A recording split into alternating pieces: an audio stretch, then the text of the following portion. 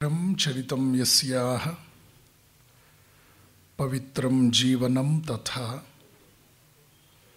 पवित्रता स्वरूपिण्यै तस्यै कुर्मो नमो नमः।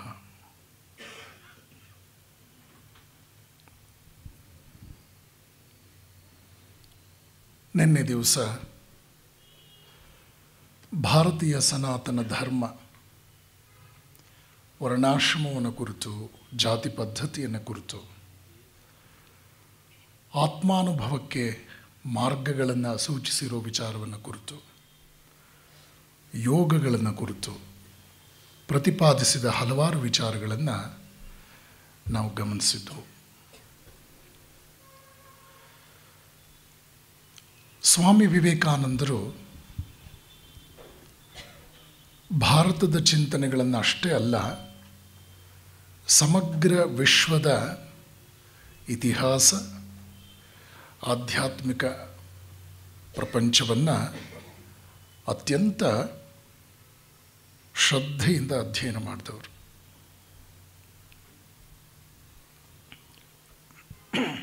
ಜಗತ್ತಿನ ಚಿಂತನೆಯ ಅರಿವು ಸಾಕಷ್ಟು ಬೆಳೆಸ್ಕೊಂಡಂಥ ಅವರು ಆ ನಂತರ ತುಲನೆ ಮಾಡ್ತಾ ಹೊರಟರು. ಜಗತ್ತಿನ ಯಾವುದೇ ಮೂಲೆಯಲ್ಲಿರೋ ಒಳ್ಳೆಯದನ್ನು ಕೂಡ ಹೆಕ್ಕಿ ಹೆಕ್ಕಿ ಎತ್ತಿ ತೋರಿಸ್ಕೊಟ್ರು. ಅವರೊಬ್ಬ ಮಹಾನ್ ವೇದಾಂತಿ. ಅವರ ಮಾತಿನಲ್ಲೇ ಹೇಳೋದಾದರೆ, ಕಾಡಿನಲ್ಲಿ ಹರಿದು ಹಂಚಿ ಹೋಗಿದ್ದ ವೇದಾಂತದ ಚಿಂತನೆಗಳನ್ನು ಶಂಕರಾಚಾರ್ಯರು ಮಠಗಳಿಗೆ ತಂದು ಕಾಪಾಡಿದ್ರು. ಮಠದಲ್ಲಿರುವ ವೇದಾಂತವನ್ನು ನಾನು ಮನೆ ಮನೆ ಬಾಗಿಲಿಗೆ ಮುಟ್ಟಿಸೋದಕ್ಕಾಗಿ ಬಂದಿದ್ದೇನೆ.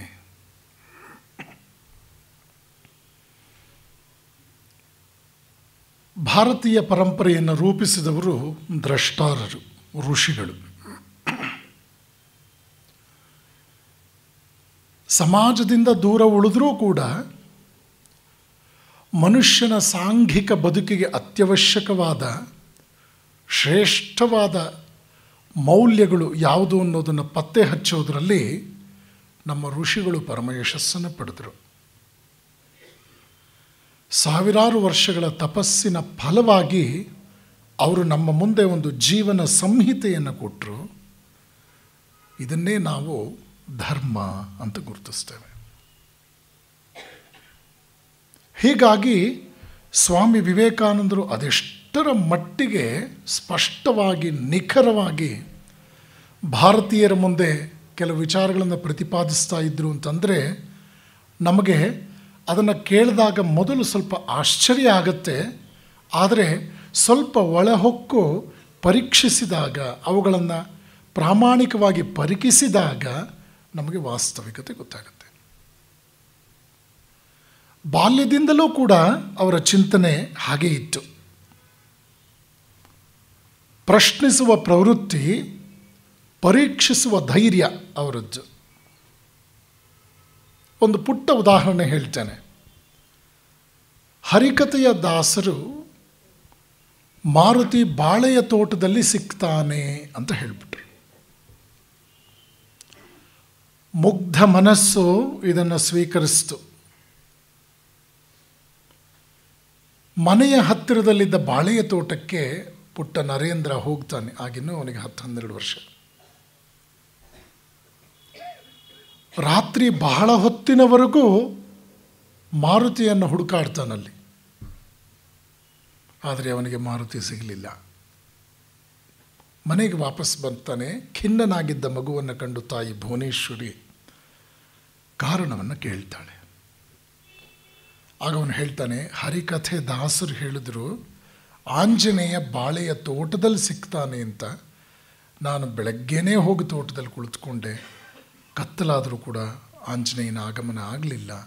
ನನಗೆ ಆಂಜನೇಯನನ್ನು ಭೇಟಿ ಮಾಡೋದಕ್ಕಾಗಲಿಲ್ಲ. ಮುಗ್ಧ ಮನಸ್ಸಿನ ಪ್ರಾಮಾಣಿಕವಾದ ಮಾತಿದು. ಆ ತಾಯಿಯಾದರೂ ನೋಡಿ, ಅವಳು ಎಷ್ಟು ಸಮಾಧಾನವನ್ನು ಪಡಿಸಿದಂಥ ರೀತಿಯನ್ನು ಗಮನಿಸಿ, ಯಾವುದೇ ರೀತಿಯಲ್ಲಿ ಆಕೆ ಹರಿಕಥೆ ದಾಸನ ಮಾತಿನಲ್ಲಿ ಲೋಪವಿದೆ ಅಂತಲೋ ಸುಳ್ಳು ಅಂತಲೋ ವಿದ್ಯಾಭ್ಯಾಸ ಪಡ್ಕೊಳ್ತಾ ಇರೋ ನೀನು ಇಂಥ ಮಾತುಗಳನ್ನೆಲ್ಲ ನಂಬಿದ್ರಾಗತ್ತೇನೋ ಅಂತಲೋ ಅಥವಾ ಹರಿಕಥೆಯನ್ನೇ ಸುಳ್ಳು ಅಂತಲೋ ಆಕೆಗೆ ಹೇಳೋದಕ್ಕೆ 10 ಉತ್ತರಗಳಿದ್ವು. ಆದರೆ ಆ ತಾಯಿ ಬಹಳ ಪ್ರಾಜ್ಞೆ ಅವಳು. ಚಿಕ್ಕ ವಯಸ್ಸಿನಲ್ಲಿ ಮಕ್ಕಳಿಗೆ ಪ್ರೀತಿಯಿಂದಲೇ ವಿಷಯಗಳನ್ನು ನಾವು ಮನಮುಟ್ಟುವಂತೆ ಮಾಡಬೇಕು. ಪ್ರಶ್ನಿಸುವ ಪ್ರವೃತ್ತಿ ಪ್ರಾರಂಭವಾಗುವ ವೇಳೆಗೆ, ಆಲೋಚಿಸುವ ಪ್ರವೃತ್ತಿ ಪ್ರಾರಂಭವಾಗುವ ವೇಳೆಗೆ ಆ ಮುಗ್ಧ ಮನಸ್ಸುಗಳಲ್ಲಿ ಬಿತ್ತಲ್ಪಟ್ಟಿದ್ದ ವಿಚಾರಗಳನ್ನು ಸರಿಯಾದ ರೀತಿಯಲ್ಲಿ ವಿಶ್ಲೇಷಿಸಿದ್ದೆ ಆದರೆ ಅಲ್ಲೂ ಕೂಡ ಬದುಕಿಗೆ ಬೇಕಾದ ಬೆಳಕು ಸಿಗುತ್ತೆ. ಮೂಲ ವಸ್ತುವೇ ಅಥವಾ ರಾ ಮೆಟೀರಿಯಲೇ ಇಲ್ಲದೆ ಇದ್ದರೆ ಮನುಷ್ಯ ತನ್ನ ಆಲೋಚನೆಗಳನ್ನು ಯಾವುದ್ರ ಮೇಲೆ ಹಾಕೋದು? ತಾಯಿ ಬಹಳ ವಿಶ್ವಾಸಪೂರ್ವಕವಾದ ಮಾತನ್ನು ಹೇಳ್ತಾಳೆ. ಬಹುಶಃ ಶ್ರೀರಾಮ ಏನೋ ತುರ್ತಾದ ಕೆಲಸವನ್ನು ಕೊಟ್ಬಿಟ್ಟಿರಬೇಕು, ಮಾರುತಿ ಅದರಲ್ಲಿ ಸನ್ನದ್ಧನಾಗಿದ್ದ ಅನ್ಸತ್ತಪ್ಪ, ಹೀಗಾಗಿ ಅವನು ಸಿಗಲಿಲ್ಲ. ಮಗುವಿನ ಮನಸ್ಸಿಗೆ ಕನ್ವಿನ್ಸಿಂಗ್ ಆನ್ಸರ್ ಅದು. ಆದರೆ ಇಲ್ಲಿ ನಾವು ತಿಳ್ಕೊಳ್ಬೇಕಾದ ವಿಚಾರ ಏನು ಅಂತಂದರೆ, ತಾಯಿ ಅದ್ಯಾವ ಒಂದು ಉನ್ನತವಾದ ರೀತಿಯಲ್ಲಿ ಆ ಮಗುವಿನ ಕುತೂಹಲದ ಪ್ರಶ್ನೆಗೆ, ನಿರಾಶೆಯಿಂದ ಬಂದು ಮನೆಯಲ್ಲಿ ಕುಳಿತುಕೊಂಡ ಆ ಮಗುವಿನ ಪ್ರಶ್ನೆಗೆ ಸಮಂಜಸವಾಗಿ ಮಗು ಒಪ್ಕೊಳ್ಳುವಂಥ, ಹೌದು ಇರಬಹುದೇನೋ ಅನ್ನೋ ರೀತಿಯ ಉತ್ತರವನ್ನು ಕೊಟ್ಲಲ್ಲ, ತಾಯಂದ್ರೆ ಗಮನಿಸಬೇಕು. ಇಲ್ಲಿ ಬುದ್ಧಿಯ ಚಮತ್ಕಾರ ಇದೆ ಅಂತ ಭಾವಿಸಬೇಡಿ. ಇಲ್ಲಿ ಭಾವನೆಯ ಮಹಾಪೂರವೇ ಮಗುವಿನ ಕಡೆಗೆ ಹರಿದಾಗ ಆ ಮಗುಗೆ ಕನ್ವಿನ್ಸ್ ಆಗುತ್ತೆ. ನಮ್ಮನ್ನೆಲ್ಲ ರೂಪಿಸಿದಂತಹ ತಾಯಂದರು ವಿದ್ಯಾವಂತರಲ್ಲ. ಎಷ್ಟೋ ಸಲ ನಾನು ಭಾವಿಸ್ತೇನೆ, ನಮ್ಮ ತಾಯಿ ವಿದ್ಯಾವಂತಳಾಗದೇ ಇದ್ದದ್ದು ಅದೆಷ್ಟು ದೇವರ ಕೃಪೆ. ಸತ್ಯವಾಗಲೂ ಹೇಳ್ತೇನೆ ನಾನು. ಯಾಕೆಂದರೆ ಇವತ್ತಿನ ಅಕ್ಷರಸ್ಥ ತಾಯಂದ್ರನ್ನು ನೋಡಿದಾಗ ನಿರ್ಜೀವವಾದ 4 ವಾಕ್ಯಗಳನ್ನು ಅವರು ಮಾತನಾಡಿ ಶ್ರದ್ಧೆಯನ್ನಾಗಲಿ, ಜೀವನದ ಗುರಿಯನ್ನಾಗಲಿ, ಬದ್ಧತೆಯನ್ನಾಗಲಿ ಮಕ್ಕಳಲ್ಲಿ ಜಾಗೃತಗೊಳಿಸುವಂತಹ ನೈತಿಕ ಸಾಮರ್ಥ್ಯದ ಕೊರತೆ ಆಧುನಿಕ ತಾಯಂದರಲ್ಲಿ ಎದ್ದು ಕಾಣ್ತಾ ಇದೆ.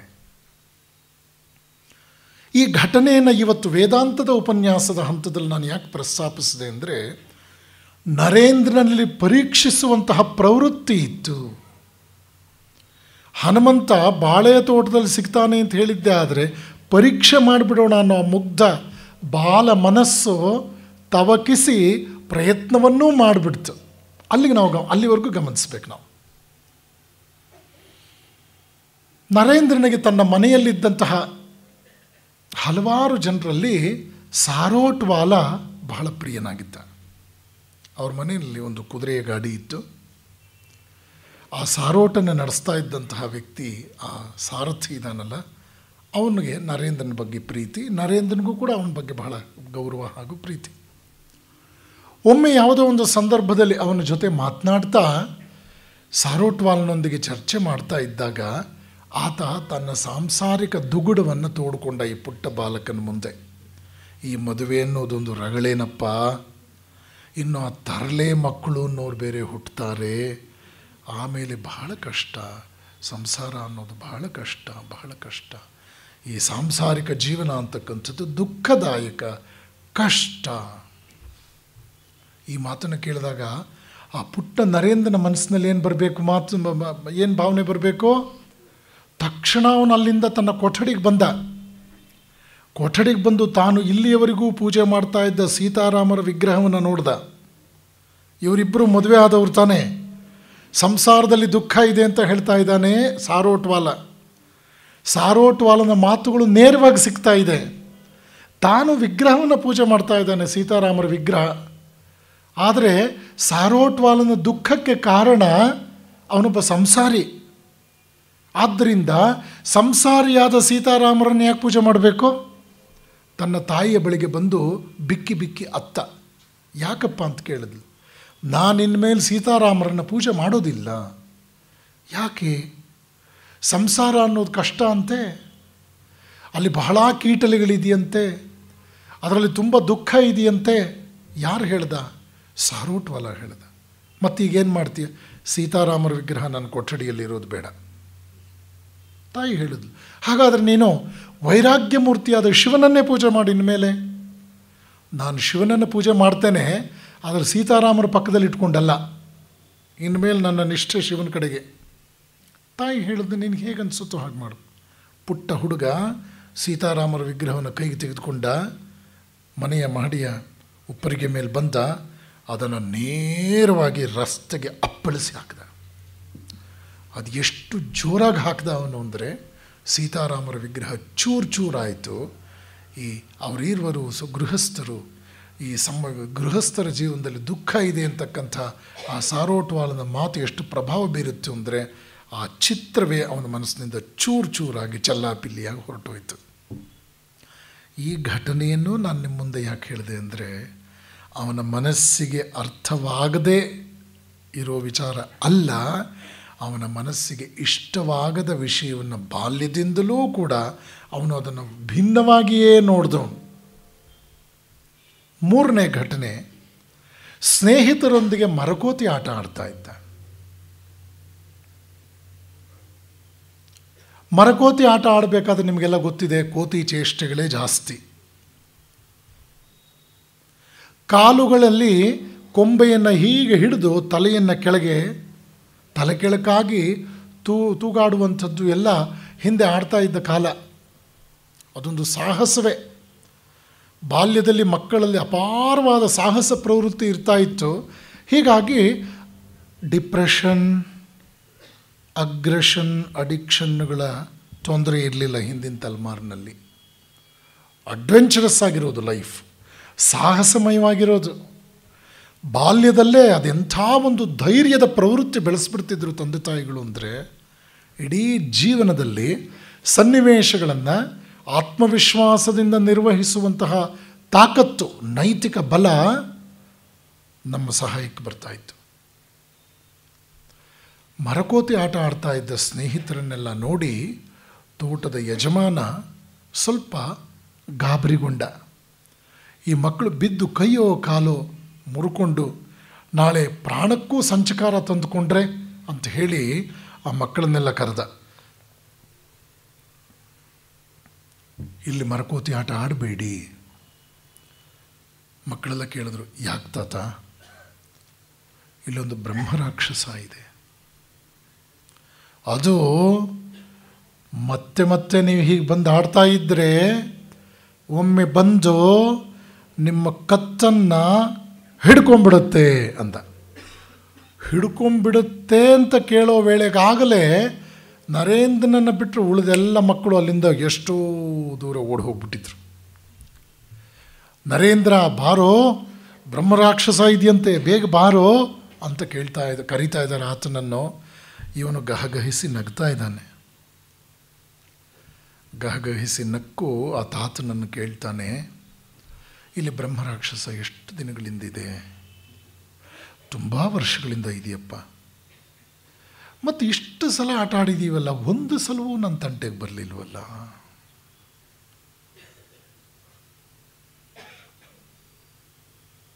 ಸ್ನೇಹಿತರನ್ನ ಮತ್ತೆ ಕರೀತಾ ಇದ್ದಾನೆ, ಬನ್ರೋ. ಯಾರೋ ಏನೋ ಹೇಳಿಬಿಟ್ರು ಅಂಥೇಳಿ ನಂಬಿಬಿಟ್ರೆ ಹೇಗೆ? ಬ್ರಹ್ಮರಾಕ್ಷಸ ಇದ್ದಿದ್ದೇ ಆಗಿದ್ದರೆ ನನ್ನ ತಲೆ ನೂರಾರು ಹೋಳಾಗಿ ಇಷ್ಟೊತ್ತಿಗೆ ಎಷ್ಟೋ ದಿನಗಳಾಗ್ಬಿಡ್ತಾ ಇತ್ತು. ಯಾರೋ ಏನೋ ಹೇಳಿದ್ರು ಅಂತ ನಂಬಿಬಿಟ್ರಲ್ರೋ, ಬನ್ರೋ ಅಂತ ಸ್ನೇಹಿತರನ್ನ ಮತ್ತೆ ಆಟಕ್ಕೆ ಕರೀತಾನೆ. ಈ ಘಟನೆಯಲ್ಲೂ ನಾವು ಗಮನಿಸ್ತೇವೆ ನೋಡಿ, ಆ ವೃದ್ಧನ ಮಾತಿಗೆ ನರೇಂದ್ರ ಸಮ್ಮತಿ ಕೊಡಲಿಲ್ಲ. ಅಷ್ಟೇ ಅಲ್ಲ, ಇದೇ ನರೇಂದ್ರ ಮುಂದೆ ಬಹಳ ದೊಡ್ಡ ಮಹಾತ್ಮೆಗೆ ಏರಿದಾಗ ಆತನ ಉಪದೇಶಗಳಲ್ಲಿ ಒಂದು ಪ್ರಧಾನವಾದ ಉಪದೇಶ ಏನು ಅಂದರೆ, ಬುದ್ಧ ಹೇಳ್ತಾನೆ ಅಂತಲೋ, ಕೃಷ್ಣ ಹೇಳ್ತಾನೆ ಅಂತಲೋ, ಶಂಕರ ಹೇಳ್ತಾನೆ ಅಂತಲೋ, ಕ್ರಿಸ್ತ ಹೇಳ್ತಾನೆ ಅಂತಲೋ, ಅಥವಾ ನಾನು ಹೇಳ್ತೀನಿ ಅಂತಲೋ ನೀವು ಸಾರಾಸಗಟು ಈ ವಿಚಾರಗಳನ್ನು ನಂಬಬೇಡಿ. ನಿಮ್ಮ ಆತ್ಮಸಾಕ್ಷಿಯ ಕುಲುಮೆಗೆ ಹಾಕ್ಕೊಂಡು ಆ ಮಾತುಗಳ ಸತ್ಯಾಸತ್ಯತೆಯನ್ನು ಪರಿಷ್ಕರಿಸಿ ಆಮೇಲೆ ಯಾವುದು ಉತ್ತಮ ಯೋಗ್ಯವಾದ್ದು ಅನ್ನೋದನ್ನ ತಿಳ್ಕೊಂಡು ಸ್ವೀಕರಿಸಬೇಕು. ನೋಡಿದ್ರ, ಬಾಲ್ಯ ಅಂತಕ್ಕಂಥದ್ದು ಎಲ್ಲಿಯವರೆಗೆ ಆ ವ್ಯಕ್ತಿ ಆಲೋಚಿಸುವಂತಹ ಒಂದು ಅದ್ಭುತವಾದ ಸನ್ನಿವೇಶಗಳನ್ನು ಆತನ ಬದುಕಿನಲ್ಲಿ ನಾವು ಹಾಸುಹೊಕ್ಕಾಗಿರೋದನ್ನ ನೋಡೋದಕ್ಕೆ ಅವಕಾಶ ಇದೆ. ನೋಡಿ, ಗಮನಿಸಿ. ದೇವರು ಹಾಗಿರಬಹುದು ಹೀಗಿರಬಹುದು ಅಂತ ಹೇಳುವವನಿಗಿಂತ ಒಂದು ದೆವ್ವವನ್ನು ನೋಡಿದವನು ನನ್ನ ದೃಷ್ಟಿಯಲ್ಲಿ ಹೆಚ್ಚು ಪ್ರಾಪಂಚಿಕ, ಹೆಚ್ಚು ಪ್ರಾಮಾಣಿಕ ಅಂದ್ಬಿಟ್ರು ಸ್ವಾಮಿ ವಿವೇಕಾನಂದರು.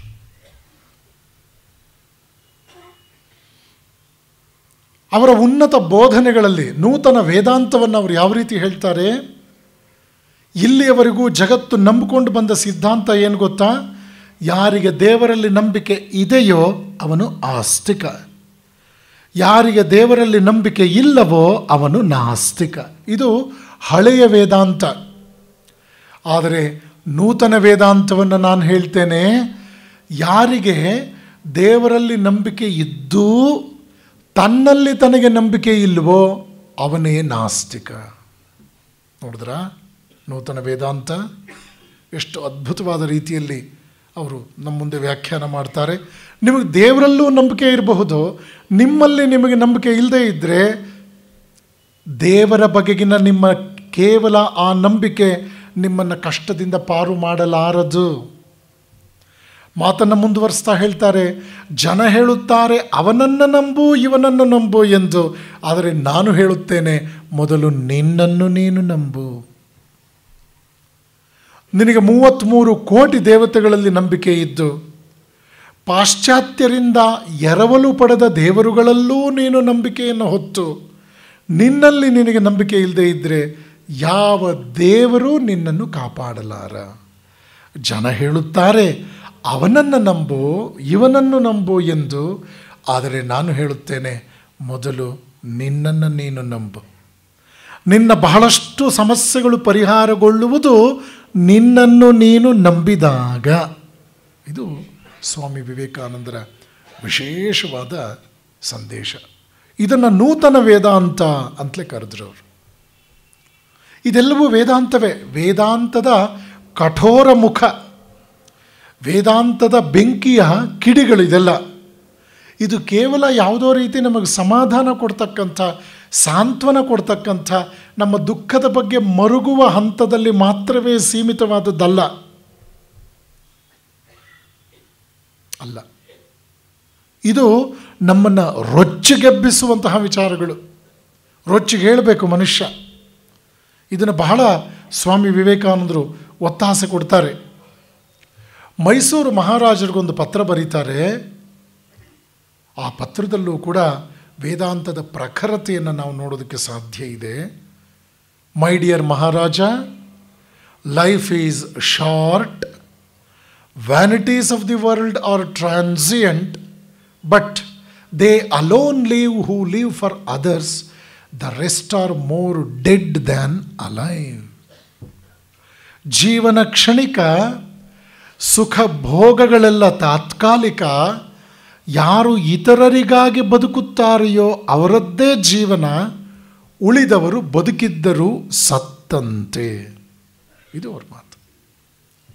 ಅಂದರೆ ಸ್ವಾಮಿ ವಿವೇಕಾನಂದರ ದೃಷ್ಟಿಯಲ್ಲಿ ನಾವು ಮನುಷ್ಯನ ಹಂತಕ್ಕೆ ಮುಟ್ಟಿದ ಮೇಲೆ ವಿಕಾಸದ ದೃಷ್ಟಿಯಿಂದ ನಮ್ಮ ಮೊಟ್ಟ ಮೊದಲ ಅರ್ಹತೆ ಏನು ಗೊತ್ತಾ?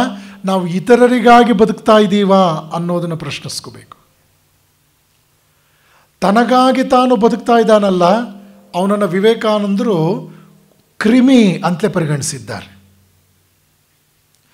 ಇತರರಿಗಾಗಿ ಬದುಕ್ತಾ ಇರುವವನಲ್ಲಿ ನಿಜವಾದ ದೈವತ್ವ ಜಾಗೃತವಾಗಿದೆ ಅನ್ನೋದನ್ನ ಅವರು ಒಪ್ಕೊಳ್ತಾರೆ. ನೋಡಿ, ಇದನ್ನೆಲ್ಲ ಗಮನಿಸ್ತಾ ಹೋಗಿ ಈ ಮಾತುಗಳ ಮೂಲಕ ಅವ್ರು ಹೇಳ್ತಾರೆ, the greatest sin one can commit in this world is to think that one is weak. ಈ ಜಗತ್ತಿನಲ್ಲಿ ಮನುಷ್ಯ ಮಾಡಬಹುದಾದ ಅತ್ಯಂತ ಘೋರವಾದ ಪಾಪ ಏನು ಗೊತ್ತಾ?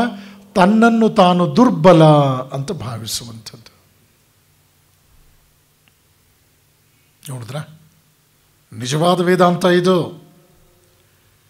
ತನ್ನನ್ನು ತಾನು ದುರ್ಬಲ ಅಂತ ಭಾವಿಸೋದು ಅತ್ಯಂತ ಹೇಯವಾದ ಕೃತ್ಯ.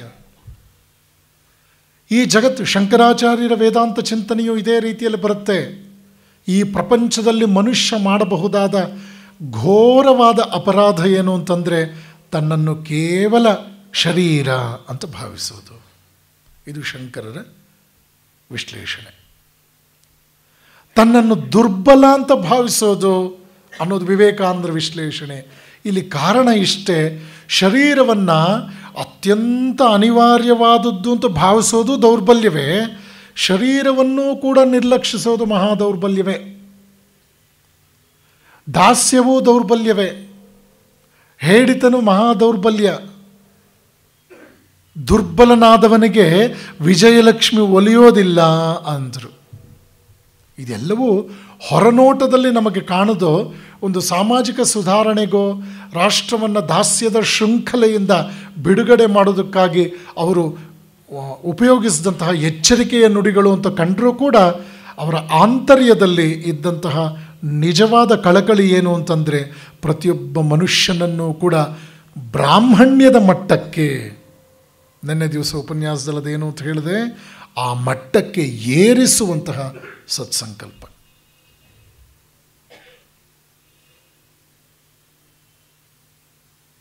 ಒಂದು ಸೊಗಸಾದ ಕಥೆಯನ್ನು ಹೇಳ್ತಾ ಇದ್ರು.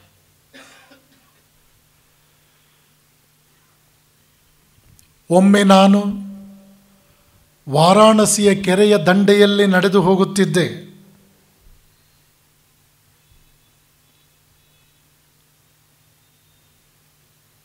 ರಾಕ್ಷಸಾಕಾರದ ಕೋತಿಗಳ ಹಿಂಡು ನನ್ನನ್ನು ಹಿಂಬಾಲಿಸಿತು. ಬೃಹದಾಕಾರದ ಈ ಕೋತಿಗಳನ್ನು ಕಂಡು ಭಯಗ್ರಸ್ತನಾದೆ. ನಾನು ಓಡಲು ಪ್ರಾರಂಭಿಸಿದೆ. ಆದರೆ ಕೋತಿಗಳ ಹಿಂಡು ನನ್ನನ್ನು ಹಿಮ್ಮೆಟ್ಟಿ ಬಂದಿತು. ನನ್ನ ವಸ್ತ್ರವನ್ನು ಹಿಡಿದು ನನ್ನ ಕಾಲುಗಳನ್ನು ಕಚ್ಚಲು ಹವಣಿಸಿದವು. ಇನ್ನು ನಾನು ಓಡಲಾರದಾದೆ. ಕೋತಿಗಳನ್ನು ಎದುರಿಸುವ ಶಕ್ತಿಯಂತೂ ಇಲ್ಲ. ಆಗ ವೃಕ್ಷವೊಂದರ ಕೆಳಗೆ ಕುಳಿತಿದ್ದ ಸಾಧು, ವೃದ್ಧ ಸಾಧು ಕೂಗಿ ಹೇಳಿದ, ಓಡಬೇಡ, ಎದುರಿಸು. ತಕ್ಷಣವೇ ನಾನು ಆ ಕೋತಿಗಳನ್ನು ಹಿಮ್ಮೆಟ್ಟಲು ಪ್ರಯತ್ನಿಸಿದೆ. ಕೋತಿಗಳನ್ನು ನಾನು ಎದುರಿಸೋದಕ್ಕೆ ಪ್ರಾರಂಭಿಸಿದೆ. ದಿಟ್ಟತನದಿಂದ ನಿಂತ ನನ್ನನ್ನು ಕಂಡು ಆ ಮಂಗನ ಗುಂಪು ವಿಚಲಿತವಾಯಿತು. ಅಲ್ಲಿಂದ ಕಾಲು ಕಿತ್ತು ಓಡಿ ಹೋದವು. ಇಲ್ಲಿದೆ ನಮಗೊಂದು ಪಾಠ. ಕಷ್ಟಗಳು ಮನುಷ್ಯನನ್ನು ಕೊಲ್ಲುವುದಕ್ಕಾಗಿ ಬರೋದಿಲ್ಲ. ಈ ಕಷ್ಟಗಳನ್ನು ಸಮರ್ಪಕವಾಗಿ ಎದುರಿಸೋದ್ರ ಮೂಲಕ ಮನುಷ್ಯ ದಿಟ್ಟತನವನ್ನು ಸಂಪಾದಿಸ್ಕೊಳ್ತಾನೆ. ಸ್ವರ್ಗಕ್ಕೆ ಇರುವ ಅತ್ಯಂತ ಹತ್ತಿರದ ದಾರಿ ನರಕದ ಮೂಲಕ. The shortest route to heaven is through hell ಅಂತ ಹೇಳಿದರು. ಘಟನೆ ಸರಳವಾಗಿದೆ, ಆದರೆ ವೇದಾಂತದ ಆ ಚಿಂತನೆಯ ಉನ್ನತವಾದ ಸ್ತರವನ್ನು ಇಲ್ಲಿ ಅವರು ಮುಟ್ಟಿದ್ದಾರೆ. ಭಾರತೀಯರ ದುಸ್ಥಿತಿಯನ್ನು ಕಂಡು ಮಮ್ಮಲ ಮರುಗಿದ ಅವರು ಒಮ್ಮೆ ಒಂದು ಕಥೆಯನ್ನು ಹೇಳಿದ್ದುಂಟು. ಒಂದಾನೊಂದು ದಿನ ಕಾಡಿನಲ್ಲಿ ಕುರಿಗಳು ಮೇಯ್ತಾ ಇದ್ವು. ಕಾಡಿನಿಂದ ಒಂದು ಗರ್ಭಿಣಿ ಹುಲಿ ಅಲ್ಲಿಗೆ ಬಂತು. ಎತ್ತರದ ಬಂಡೆಯ ಮೇಲೆ ಕುಳಿತುಕೊಂಡು ಈ ಕುರಿಗಳ ಹಿಂಡನ್ನು ನೋಡ್ತಾ ಇದೆ. ತನ್ನ ಆಹಾರವನ್ನು ಸಂಗ್ರಹಿಸೋದಕ್ಕಾಗಿ ಬೇಟೆಗಾಗಿ ಬಂದಿದೆ. ಕುರಿಯ ಮೇಲೆ ಅದು ಅಲ್ಲಿಂದ ಜಿಗೀತು. ಅದರ ಲೆಕ್ಕಾಚಾರ ತಪ್ಪಿತು. ನೆಲಕ್ಕೆ ಬಲವಾಗಿ ಅಪ್ಪಳಿಸ್ತು. ತಲೆಗೆ ಪೆಟ್ಟು ಬಿದ್ದದ್ರಿಂದ ಪ್ರಾಣವನ್ನೇ ಕಳ್ಕೊಳ್ತು. ಆ ಸಮಯದಲ್ಲಿ ಆ ಗರ್ಭಿಣಿ ಹುಲಿಯ ಹೊಟ್ಟೆಯ ಒಳಗಿಂದ ಒಂದು ಪುಟ್ಟ ಹುಲಿ ಮರಿ ಹೊರಕ್ಕೆ ಬಂದ್ಬಿಡ್ತು. ದೂರದಿಂದ ಇದನ್ನು ಗಮನಿಸಿದ ರೈತ ಓಡಿ ಬಂದ. ಘಟನೆ ಅವನಿಗೆ ಅರ್ಥವಾಯಿತು. ತಾಯಿ ಹುಲಿ ಸತ್ತು ಹೋಗಿದೆ. ಆಗತಾನೆ ಹೊಸ ಹುಲಿ ಮರಿ ಜನ್ಮ ತಾಳಿದೆ. ಆ ಹುಲಿ ಮರಿಯನ್ನು ಎತ್ಕೊಂಡು ಪಾಪ ದಿಕ್ಕಿಲ್ಲದ ಮರಿ ಅಲ್ವಾ ಅಂಥೇಳಿ ಅವನು ಕೂಡ ಸ್ವಲ್ಪ ನೊಂದ್ಕೊಂಡ. ಅದನ್ನು ತೆಗೆದುಕೊಂಡು ಬಂದ. ಈ ಕುರಿಗಳ ಆ ಕೊಟ್ಟಿಗೆಯಲ್ಲೇ ಅದನ್ನೂ ಕೂಡ ಕೂಡಿ ಹಾಕಿದ. ಎಲ್ಲ ಕುರಿಗಳಿಗೂ ತಿನ್ನೋದಕ್ಕೆ ಹುಲ್ಲನ್ನು ಹಾಕುವಂತೆ ಈ ಹುಲಿ ಮರಿಯ ಮುಂದೆಯೂ ಕೂಡ ಸ್ವಲ್ಪ ಹುಲ್ಲನ್ನು ಹಾಕಿದ. ಅಪರಿಚಿತ ಪ್ರಾಣಿ ಇದು, ಜಗತ್ತಿಗೆ ಹೊಸದಾಗಿ ಬಂದಿದೆ. ಜಗತ್ತಿನಲ್ಲಿ ಅದು ಮೊದಲು ನೋಡ್ತಾ ಇರೋದೇ ಕುರಿಗಳ ಹಿಂಡನ್ನು. ಯಾವ ಕಡೆ ನೋಡಿದ್ರೂ ಕುರಿಮಯ, ಎಲ್ಲ ದಿಕ್ಕುಗಳಲ್ಲೂ ಕುರಿಗಳೇ, ಎಲ್ಲವೂ ಹುಲ್ಲು ಮೇಯ್ತಾ ಇದೆ. ಇದು ಈಗ ತನ್ನ ಆಹಾರ ಸ್ವೀಕರಿಸಬೇಕಾಗಿದೆ. ಅದು ಕೂಡ ಹುಲ್ಲನ್ನು ತಿನ್ನೋಕ್ಕೆ ಶುರು ಮಾಡ್ತು. ಕುರಿಮರಿಗಳು ಇದ್ಯಾರೋ ಹೊಸ ಸ್ನೇಹಿತನಿಗೆ ಅಡ್ಮಿಷನ್ ಆಗಿದೆಯಲ್ಲ ಅಂತ ಹತ್ತಿರ ಬಂದವು. ಎಲ್ಲವೂ ಬಹಳ ವಿಚಿತ್ರವಾಗಿ ನೋಡಿದ್ವು. ಹುಲಿಮರಿ ಶಾಂತವಾಗಿದೆ. ಎಲ್ಲ ಕುರಿಗಳು ಅದರ ಸುತ್ತಲೂ ನೆರೆದವು. ಅದನ್ನು ಪ್ರೀತಿಯಿಂದ ಮಾತನಾಡಿಸಿದ್ವು, ಮೂತಿಯಲ್ಲಿ ತಿವಿದ್ವು, ಪ್ರೀತಿಯಿಂದ ಕರೆದವು. ಅದಕ್ಕೂ ಸಂತೋಷವಾಯಿತು. ಇಷ್ಟು ಜನ ಸ್ನೇಹಿತರ ಮಧ್ಯೆ ನಾನು ಸುರಕ್ಷಿತವಾಗಿದ್ದೇನೆ ಅಂತಲೇ ಅಂದ್ಕೊಳ್ತು. ಬೆಳಕರೆದ್ರೆ ಅದು ಕುರಿಗಳ ಜೊತೆ ಆಹಾರ ಸೇವನೆಗಾಗಿ ಅರಣ್ಯಕ್ಕೆ ಹೋಗ್ತಾ ಇತ್ತು. ಸಂಜೆ ಹೊತ್ತು ವಾಪಸ್ ಬರ್ತಾ ಇತ್ತು. 3-4 ವರ್ಷಗಳಾಯಿತು. ಕುರಿಗಳ ಸಹವಾಸದಲ್ಲಿ ಹುಲಿಮರಿಯೂ ಕುರಿಯಂತೆಯೇ ಸ್ವಭಾವದಲ್ಲಿ ಆಯಿತು.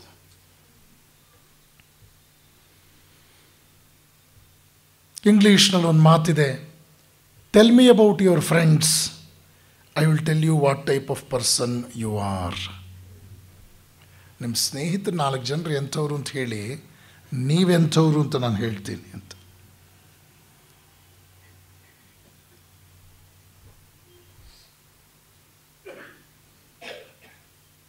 ಅಷ್ಟರ ಮಟ್ಟಿಗೆ ಅದು ಇನ್ಫ್ಲೂಯೆನ್ಸ್ ಆಗುತ್ತೆ. ಅದು ಆಗಬೇಕಾ? ಒಳ್ಳೆಯ ವಿಚಾರದಲ್ಲಿ ಆಗಬೇಕು, ಆಗಬಾರ್ದ ಕೆಟ್ಟ ವಿಚಾರದಲ್ಲಿ ಆಗಬಾರ್ದು. ಅಬ್ರಹಾಂ ಲಿಂಕನ್ ತನ್ನ ಮಗನ ಕ್ಲಾಸ್ ಟೀಚರ್ಗೆ ಪತ್ರ ಬರಿತಾ ಹೇಳ್ತಾರೆ, 10ರಲ್ಲಿ 11ನೇದಾಗಬಾರ್ದು ನನ್ನ ಮಗನ ಅಭಿಪ್ರಾಯ. ಎಲ್ಲರೂ ತಮ್ಮ ಅಭಿಪ್ರಾಯಗಳನ್ನು ವ್ಯಕ್ತಪಡಿಸಿದ ಮೇಲೆ ನನ್ನ ಮಗನೂ ನೀಡುವಂತಹ ಅಭಿಪ್ರಾಯದಲ್ಲಿ ಸ್ವಲ್ಪ ಸ್ವಂತಿಕೆಯನ್ನು ಗುರುತಿಸುವಂತೆ ಇರಬೇಕು. ಎಲ್ಲರೂ ಹೇಳಿದ್ನ ಹೌದು ಹೌದು ಅನ್ಬಾರ್ದು ನನ್ನ ಮಗ ಅಂತ ಹೇಳಿ ಬರೀತಾನೆ. ಬಹಳ ಪಾಪ್ಯುಲರ್ ಲೆಟರ್ ಅದು, ಓದಬೇಕು.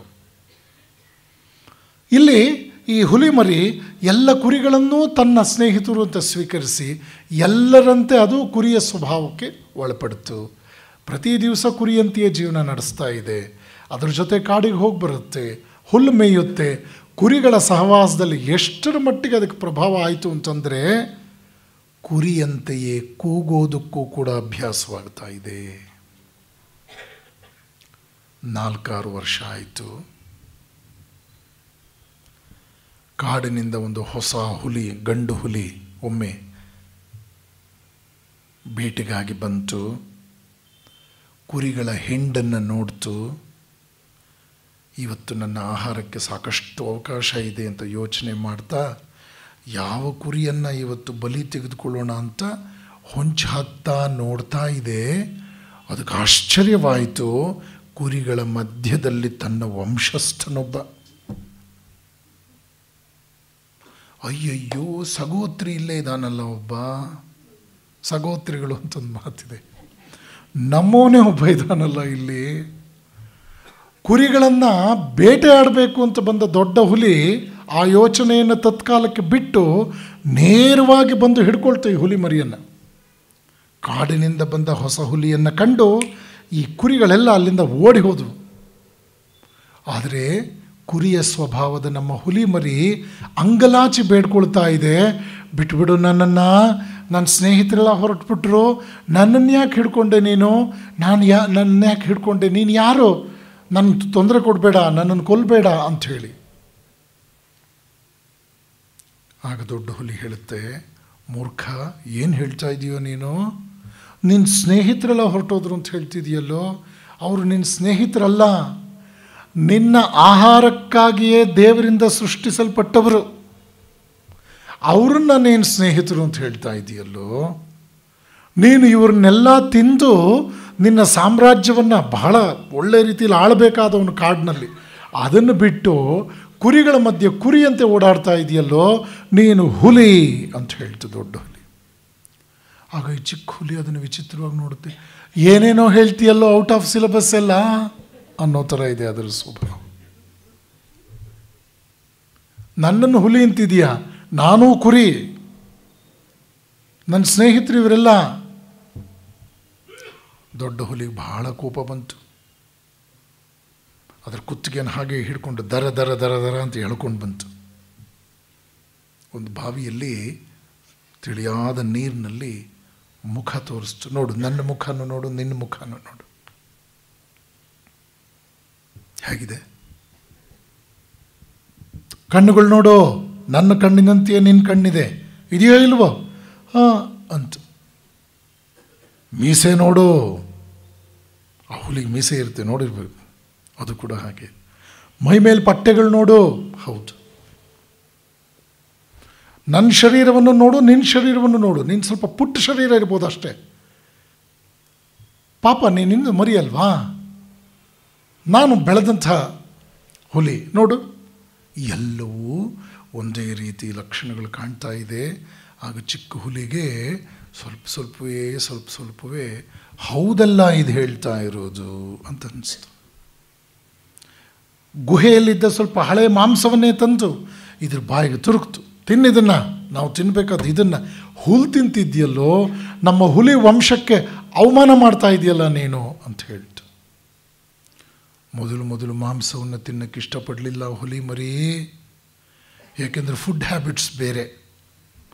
ವೆಜಿಟೇರಿಯನ್ ಮೆನು ಕಾರ್ಡ್ ನೋಡಿ ಅಭ್ಯಾಸ ಆಗಿತ್ತೇ ಹೊರತು ಈ ನಾನ್ ವೆಜಿಟೇರಿಯನ್ ಮೆನು ಕಾರ್ಡ್ ನೋಡಿರಲಿಲ್ಲ.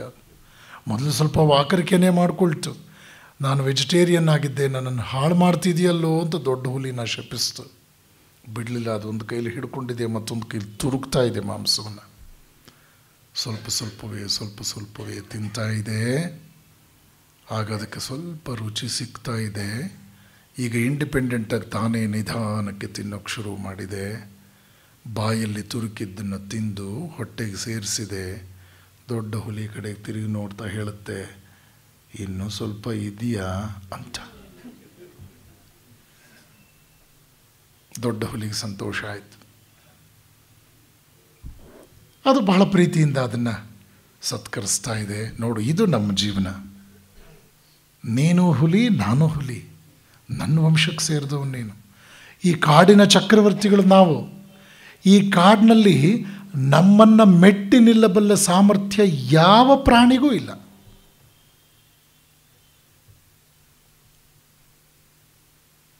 ಈ ಕುರಿಗಳೆಲ್ಲ ನಮಗಾಗಿ ಸೃಷ್ಟಿಸಲ್ಪಟ್ಟವು. ಈ ಮಾತುಗಳು ಕನ್ವಿನ್ಸ್ ಆಯಿತು. ಈಗ ಕೂಗು, ಜೋರಾಗಿ ಘರ್ಜಿಸು. ಮೊದಲಿಗೆ ಆಗ್ತಾ ಇಲ್ಲ. ಯಾಕೆ? ಕುರಿತನ ಬಿಡಲಿಲ್ಲ ದೊಡ್ಡ ಹುಲಿ. ಮತ್ತೆ ಒತ್ತಾಯ ಹಾಕ್ತಾ ಇದೆ. ಆವಾಗ ಜೋರಾದ ಧ್ವನಿಯಲ್ಲಿ ಘರ್ಜಿಸ್ತು. ಇಲ್ಲಿಯವರೆಗೂ ಸ್ನೇಹಿತರಾಗಿ ಕಂಡಿದ್ದಂತಹ ದೂರದಲ್ಲಿ ಚೆದರು ಹೋಗಿದ್ದ ಕುರಿಗಳ ಹಿಂಡು ಏನಿತ್ತೋ, ಈ ಚಿಕ್ಕ ಹುಲಿಯ ಘರ್ಜನೆಯನ್ನು ಕೇಳೆ ಅಯ್ಯಯ್ಯೋ ಇದು ಯಾವುದೋ ನಮ್ಮ ಶತ್ರು ಬಂದಾಗಿದೆ ಅಂತ ಮತ್ತಷ್ಟು ಓಡೋಕ್ಕೆ ಶುರುವಾದವು. ಇಲ್ಲಿವರೆಗೂ ಜೊತೆಲೇ ಇದ್ದವು. ಆಗ ದೊಡ್ಡ ಹುಲಿ ಚಿಕ್ಕ ಹುಲಿಯನ್ನು ಕರ್ಕೊಂಡು, ಬಾ ನಮ್ಮ ಕಾಡಿನ ಸಾಮ್ರಾಜ್ಯ ತೋರಿಸ್ತೀನಿ ನಿನಗೆ, ಕಾಡಿನ ಮೂಲೆಗಳಿಗೆ ನಿನ್ನನ್ನು ಕರ್ಕೊಂಡು ಹೋಗ್ತೇನೆ ಅಂತ ಜೋರಾಗಿ ಘರ್ಜಿಸುತ್ತಾ ಎರಡೂ ಕೂಡ ಪ್ರೀತಿಯಿಂದ ಓಡೋಕ್ಕೆ ಶುರು ಮಾಡಿದವು. ಸ್ವಾಮಿ ವಿವೇಕಾನಂದರು ವೇದಾಂತವನ್ನು ವಿವರಿಸೋದಕ್ಕೆ ಹೊರಟಿ ಕಥೆ ಹೇಳಿದರು. ಕುರಿಯಲ್ಲಿ ಹೊಸದಾಗಿ ಹುಲಿತನವನ್ನು ತುರುಕಬೇಕಾಗಿರಲಿಲ್ಲ. ಕುರಿಯನ್ನು ಹುಲಿಯಾಗಿ ಚರ್ಮವನ್ನು ಬದಲಾಯಿಸೋದ್ರಲ್ಲೋ ಹೃದಯವನ್ನು ಬದಲಾಯಿಸೋದ್ರಲ್ಲೋ ಯಾವುದೇ ರೀತಿಯ ಕೆಲಸಕ್ಕೆ ಕೈ ಹಾಕಬೇಕಾಗಿರಲಿಲ್ಲ. ಹುಲಿಯೊಂದು ಸಹವಾಸದಿಂದ ಅದು ಕುರಿಯಂತೆ ನಡ್ಕೊಳ್ತಾ ಇತ್ತು. ಯಾವಾಗ ಅದಕ್ಕೆ ಕುರಿತನ ಹೋಯಿತೋ ಆಗ ತನ್ನ ಹುಲಿತನ ಜಾಗೃತವಾಯಿತು. ಆಮೇಲೆ ಅದು ಹುಲಿಯಂತೆಯೇ ನಡ್ಕೊಳ್ಳೋಕೆ ಶುರುವಾಯಿತು. ಭಾರತೀಯರೇ, ನೀವೆಲ್ಲ ನಿತ್ಯ ಶುದ್ಧ ಬುದ್ಧ ಮುಕ್ತರು, ಪವಿತ್ರಾತ್ಮರು. ಯಾವುದೇ ಪಾಪದ ಸೋಂಕು ನಿಮಗಿಲ್ಲ. ಆದರೆ ನೀವು ಆರೋಪಿಸಿಕೊಂಡಿದ್ದೀರಿ, ನಿಮ್ಮನ್ನು ದುರ್ಬಲರು ಅಂತ ಭಾವಿಸಿದ್ದೀರಿ. ನೀವೆಲ್ಲ ಅಮೃತ ಪುತ್ರರು. ಶೃಣ್ವಂತು ವಿಶ್ವೇ ಅಮೃತಸ್ಯ ಪುತ್ರಾಃ.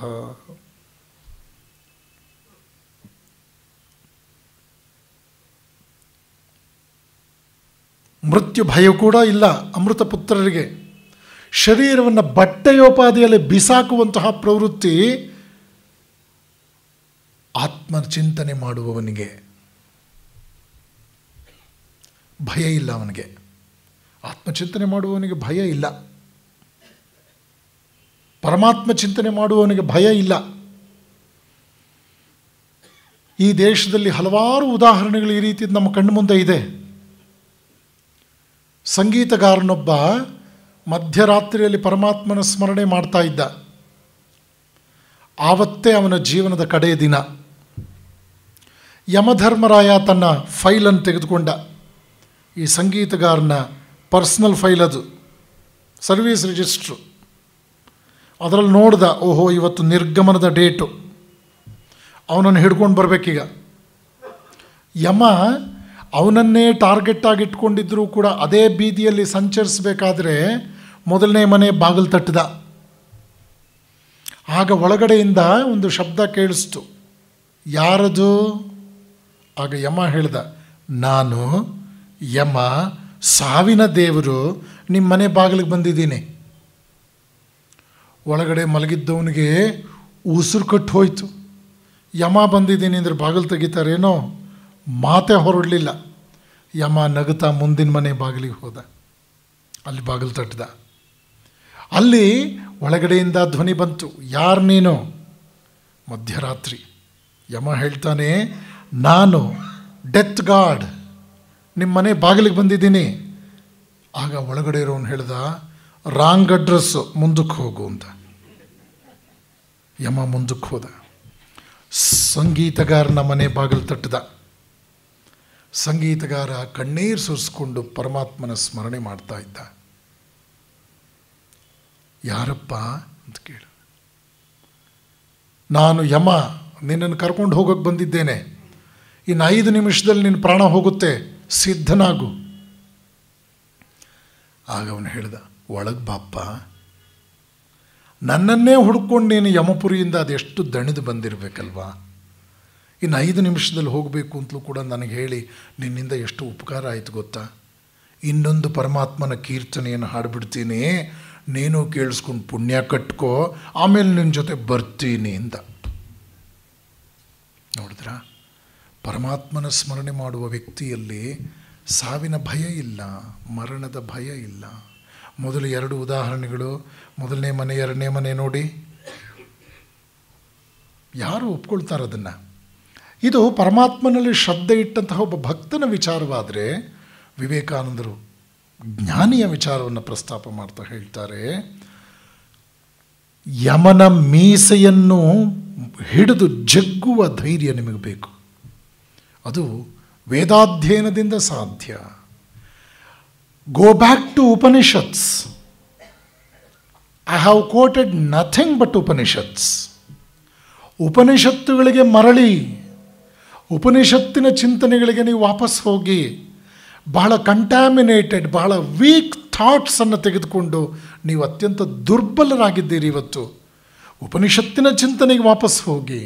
ನಾನು ಉಪನಿಷತ್ತನ್ನು ಹೊರತುಪಡಿಸಿ ಇನ್ನೇನನ್ನೂ ಹೇಳಲಿಲ್ಲ ನನ್ನ ಜೀವನದಲ್ಲಿ ಅಂಥೇಳಿ ವಿವೇಕಾನಂದರು ಮತ್ತೆ ಮತ್ತೆ ಮತ್ತೆ ಮತ್ತೆ ಮತ್ತೆ ಹೇಳಿದಂಥದ್ದು.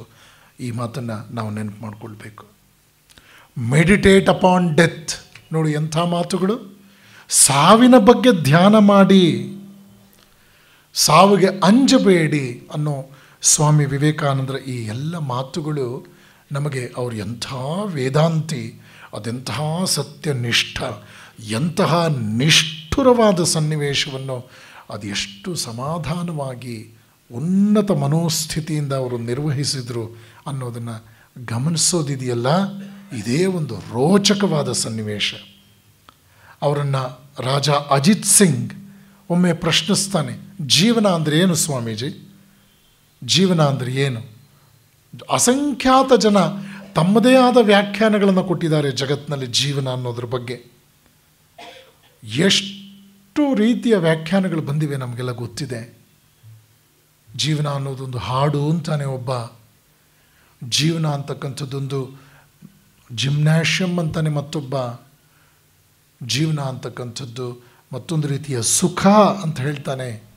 ಆದರೆ ವಿವೇಕಾನಂದರು ಏನು ಹೇಳ್ತಾರೆ?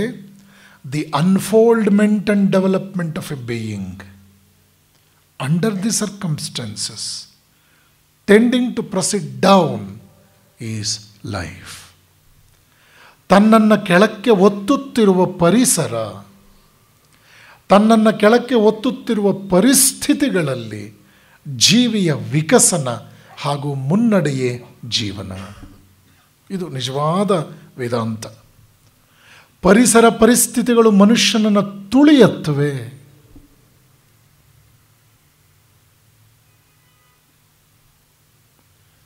ಪರಿಸರ ಪರಿಸ್ಥಿತಿಗಳು ಮನುಷ್ಯನನ್ನು ತುಳಿದು ನೆಲ ಕಚ್ಚುವಂತೆ ಮಾಡೋದಕ್ಕೆ ಪ್ರಯತ್ನ ಮಾಡುತ್ತವೆ.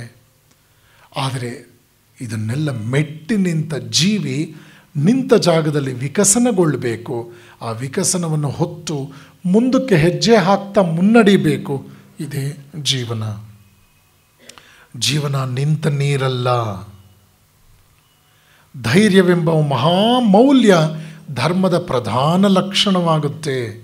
ಇದು ಸ್ವಾಮಿ ವಿವೇಕಾನಂದರು ಕೊಟ್ಟಂತಹ ಅನುಷ್ಠಾನ ವೇದಾಂತ, ನೂತನ ವೇದಾಂತ. ಇಲ್ಲಿ ನೋಡಿದಾಗ ನೀವು ಅವರು ಯಾವುದೇ ಕ್ಷೇತ್ರಕ್ಕೆ ತಮ್ಮ ಕೃಪಾಹಸ್ತವನ್ನು ಚಾಚಿದರೂ ಕೂಡ ಅಲ್ಲೊಂದು ಅದ್ವಿತೀಯವಾದ ಬೆಳವಣಿಗೆಯನ್ನು ನಾವು ನೋಡ್ತೇವೆ. ಒಬ್ಬ ಕೈಗಾರಿಕೋದ್ಯಮಿಯನ್ನು ಪ್ರಚೋದಿಸಿದ್ರು, ಬೆಂಗಳೂರಿನಲ್ಲಿ ಒಂದು ಟಾಟಾ ಇನ್ಸ್ಟಿಟ್ಯೂಟ್ ಆಯಿತು. ಒಬ್ಬ ಸ್ವಾತಂತ್ರ್ಯ ಹೋರಾಟಗಾರನನ್ನು ಪ್ರಚೋದಿಸಿದ್ರು, ತನ್ಮೂಲಕ ಗಾಂಧಿ, ಸುಭಾಷ್ ಅಂತಹ ಮಹಾನ್ ಚೇತನಗಳು ಸ್ವಾತಂತ್ರ್ಯ ಚಳುವಳಿಯಲ್ಲಿ ಮುಂಚೂಣಿಯಲ್ಲಿ ನಿಂತರು. ಒಬ್ಬ ರವೀಂದ್ರರಂಥವ್ರನ್ನೂ ಕೂಡ ಅವರು ಪ್ರೇರೇಪಿಸಿದ್ರು. ವಿಶ್ವಕವಿಯ ಮಟ್ಟಕ್ಕೆ ಆತ ಹೋದ, ನೊಬೆಲ್ ಪ್ರೈಸನ್ನು ಪಡ್ಕೊಂಡು ಬಂದ. ಸರಿಸಮನಾದ ಒಂದೇ ವಯಸ್ಸು ಅವರಿಬ್ಬರದು.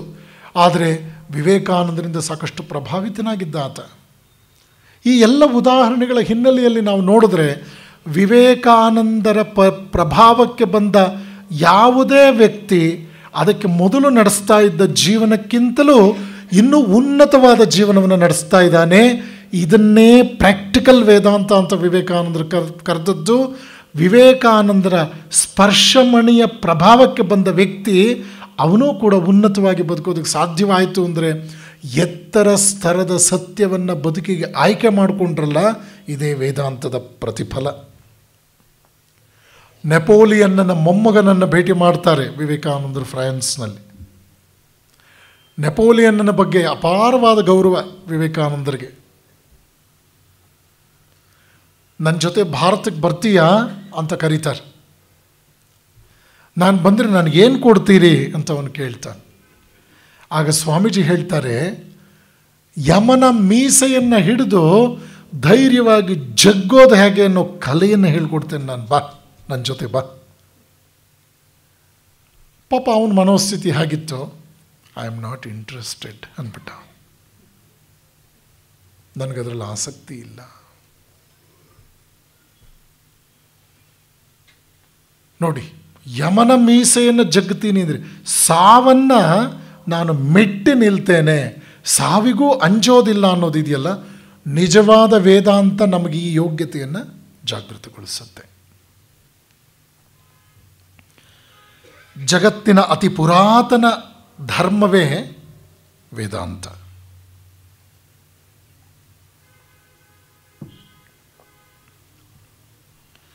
ವೇದಾಂತ ಅಂತಕ್ಕಂಥದ್ದು ವ್ಯಕ್ತಿಗತವಲ್ಲದ ಸಿದ್ಧಾಂತಗಳಿಗೆ ಹೆಚ್ಚಿನ ಪ್ರಾಮುಖ್ಯತೆಯನ್ನು ಕೊಟ್ಟರೂ ಕೂಡ ಅದು ಯಾವುದನ್ನೂ ವಿರೋಧಿಸಲಿಲ್ಲ. ಆದರೂ ಅದು ತನ್ನ ಯಾವುದನ್ನು ಮೂಲಭೂತ ಸತ್ಯ ಅಂತ ತಿಳಿದಿದೆಯೋ ಅದನ್ನು ತೊರೆಯಲಾರದು, ಅಥವಾ ಇತರರೊಂದಿಗೆ ಸಂಧಿ ಮಾಡಿಕೊಳ್ಳೋದಕ್ಕೂ ಸಾಧ್ಯ ಇಲ್ಲ. ಅದಕ್ಕೆ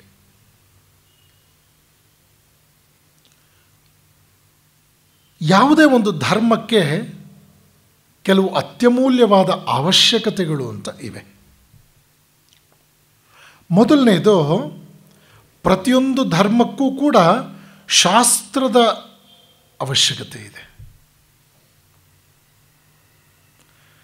ಶಾಸ್ತ್ರದ ಶಕ್ತಿ ಅದ್ಭುತವಾದ್ದು. ಏನೇ ಇದ್ದರೂ ಮಾನವರೆಲ್ಲರೂ ಕೂಡ ಒಟ್ಟಾಗಿ ಕಲೆತು ಗೌರವ ತೋರಬೇಕಾದರೆ ಅದು ಶಾಸ್ತ್ರಕ್ಕೆ ಮಾತ್ರ. ಎಷ್ಟೇ ಮಾತನಾಡ್ತಾ ಇಲ್ಲಿ ಜನ, ನೋಡಿಪ್ಪ ಶಾಸ್ತ್ರ ಹೀಗೆ ಹೇಳುತ್ತೆ ಅನ್ನೇ ಎಲ್ಲರೂ ಶಾಂತರಾಗ್ತಾರೆ. ಅಯ್ಯೋ, ಶಾಸ್ತ್ರ ಹೇಳಿದ ಮೇಲೆ ಅದು ಅನುಭಾವಿಗಳ ವಿಚಾರ ಅಲ್ವೇ ಅನ್ನೋದೊಂದು ಆ ಒಂದು ರೀತಿಯ ಗಾಂಭೀರ್ಯವಾದ ನಿರ್ಧಾರಕ್ಕೆ ಬರೋದಕ್ಕೆ ಅವರೆಲ್ಲ ಸಿದ್ಧರಾಗ್ತಾರೆ. ಶಾಸ್ತ್ರವಿಲ್ಲದ ಯಾವ ಧರ್ಮವೂ ಜಗತ್ತಿನಲ್ಲಿ ಉಳಿದಿಲ್ಲ. ಇದೆಲ್ಲ ವಿವೇಕಾನಂದರ ಮಾತುಗಳೇ. ಸ್ಯಾನ್ ಫ್ರಾನ್ಸಿಸ್ಕೋನಲ್ಲಿ ಅವರು ವೇದಾಂತದ ಬಗ್ಗೆ ಮಾಡಿದ ಉಪನ್ಯಾಸದ ಮಾತುಗಳಿದು. ಮಾನವ ಕೋಟಿ ಯುಕ್ತಿಯ ಬಗ್ಗೆ, ಬುದ್ಧಿವಂತಿಕೆಯ ಬಗ್ಗೆ ಬಹಳಷ್ಟು ಮಾತನಾಡಿದ್ರೂ ಕೂಡ ಅವರೆಲ್ಲರೂ ಶಾಸ್ತ್ರವನ್ನು ಒಪ್ಪಿಕೊಂಡಿದ್ದಾರೆ. ಅಮೆರಿಕದಲ್ಲಿ ಶಾಸ್ತ್ರವಿಲ್ಲದೆ ಒಂದು ಹೊಸ ಧರ್ಮವನ್ನು ಜಾರಿಗೆ ತರಬೇಕೆಂಬ ಪ್ರಯತ್ನವೆಲ್ಲ ನಿಷ್ಫಲವಾಗಿದೆ. ಭಾರತದಲ್ಲಿ ಬಹಳ ಬೇಗ ಮತಗಳು ಏಳುತ್ತವೆ, ಆದರೆ ಕೆಲವೇ ವರ್ಷಗಳಲ್ಲಿ ಅವು ಅಳಿದು ಹೋಗುತ್ತವೆ. ಏಕೆಂದರೆ ಅವಕ್ಕೆ ಒಂದು ಶಾಸ್ತ್ರ ಇಲ್ಲ. ಅದರಂತೆಯೇ ಇತರ ದೇಶಗಳಲ್ಲೂ ಕೂಡ ಶಾಸ್ತ್ರರಹಿತ ಮತಗಳು ಅವಶೇಷ ಹೊಂದಿವೆ. ಪಾಶ್ಚಾತ್ಯ ಜಗತ್ತಿನ ಯುನಿಟೇರಿಯನ್ ಚಳುವಳಿ ಹಲವಾರು ಶ್ರೇಷ್ಠ ಭಾವನೆಗಳನ್ನು ಹೊತ್ತುಕೊಂಡಿದ್ದರೂ ಕೂಡ ಇತರ ಕ್ರೈಸ್ತ ಪಂಗಡಗಳಂತೆ ಅದಕ್ಕೆ ಶಾಸ್ತ್ರ ಇರಲಿಲ್ಲ. ಹೀಗಾಗಿ ಅವೆಲ್ಲವೂ ಕಾಲಗರ್ಭದಲ್ಲಿ ಕಣ್ಮರೆಯಾಗ್ಬಿಟ್ವು. ಪಾರ್ಸಿಗಳ ಸಂಖ್ಯೆ ಇಡೀ ದೇಶದಲ್ಲಿ 1 ಲಕ್ಷ, ಜೈನರ ಸಂಖ್ಯೆ 10 ಲಕ್ಷ. ಆದರೂ ಅವರು ಬದುಕಿದ್ದಾರೆ. ಯಾಕೆ ಅಂದರೆ ಆ ಮತಗಳಿಗೆ ಶಾಸ್ತ್ರದ ಆಧಾರ ಉಂಟು. ಇದು ವಿವೇಕಾನಂದರ ಕಾಲದ ಜನಸಂಖ್ಯೆ. ಜೀವಂತವಾಗಿರುವ ಧರ್ಮಗಳಿಗೆಲ್ಲ ಶಾಸ್ತ್ರವಿದೆ. ಯಾವ ಧರ್ಮಗಳಿಗೆ ಶಾಸ್ತ್ರ ಇಲ್ವೋ ಅವು ಅವನತಿಯನ್ನು ಹೊಂದಿಬಿಟ್ಟಿವೆ ಅನ್ನೋದನ್ನು ವಿವೇಕಾನಂದರು ಹೇಳ್ತಾರೆ. ಎರಡನೇ ಅವಶ್ಯಕತೆ ಧರ್ಮಕ್ಕೆ ಯಾವುದು? ಮೊದಲನೇದು ಶಾಸ್ತ್ರ ಅಂತ ಹೇಳಿದ್ರು. ಎರಡನೇದು ಯಾವುದು? ನಾವು ಗೌರವ ತೋರಿಸೋದಕ್ಕೋಸ್ಕರ ಯಾರಾದರೂ ಇರಬೇಕಲ್ಲಿ. ಆತನನ್ನು ದೇವರು ಅಂತಾದರೂ ಕರೀರಿ, ಮಹಾಗುರು ಅಂತಾದರೂ ಕರೀರಿ, ದೇವದೂತ ಅಂತಲಾದರೂ ಕರೀರಿ. ಯಾಕೆ ಅಂದರೆ ಮನುಷ್ಯನ ಸೈಕಾಲಜಿ ಅವನು ಇನ್ನೊಬ್ಬ ಮನುಷ್ಯನನ್ನು ಪೂಜಿಸೋದು, ಅವನನ್ನು ಆರಾಧಿಸೋದು. ಆರಾಧಿಸಲ್ಪಡುವವನು ಅವತಾರ ಪುರುಷನಾಗಿರಬಹುದು, ದೇವದೂತನಾಗಿರಬಹುದು, ಮಹಾನಾಯಕನೂ ಆಗಿರಬಹುದು. ಹಿಂದೂ ಧರ್ಮ ಮತ್ತು ಕ್ರೈಸ್ತ ಧರ್ಮದಲ್ಲಿ ಅವತಾರಕ್ಕೆ ಅವಕಾಶ ಇದೆ. ಬೌದ್ಧ ಧರ್ಮ, ಮಹಮ್ಮದೀಯರಲ್ಲಿ ಮತ್ತು ಯಹೂದಿಗಳಲ್ಲಿ ದೇವದೂತನಿಗೆ ಸ್ಥಾನ ಇದೆ. ಧರ್ಮವು ಅಪೇಕ್ಷಿಸುವ ಮೂರನೇ ಅವಶ್ಯಕತೆ ಅದು ತಾನು ಹೇಳುವುದು ಮಾತ್ರ ಸತ್ಯ ಅಂತ ನಂಬುತ್ತಾ ಮುಂದುವರಿಯುವಂಥದ್ದು.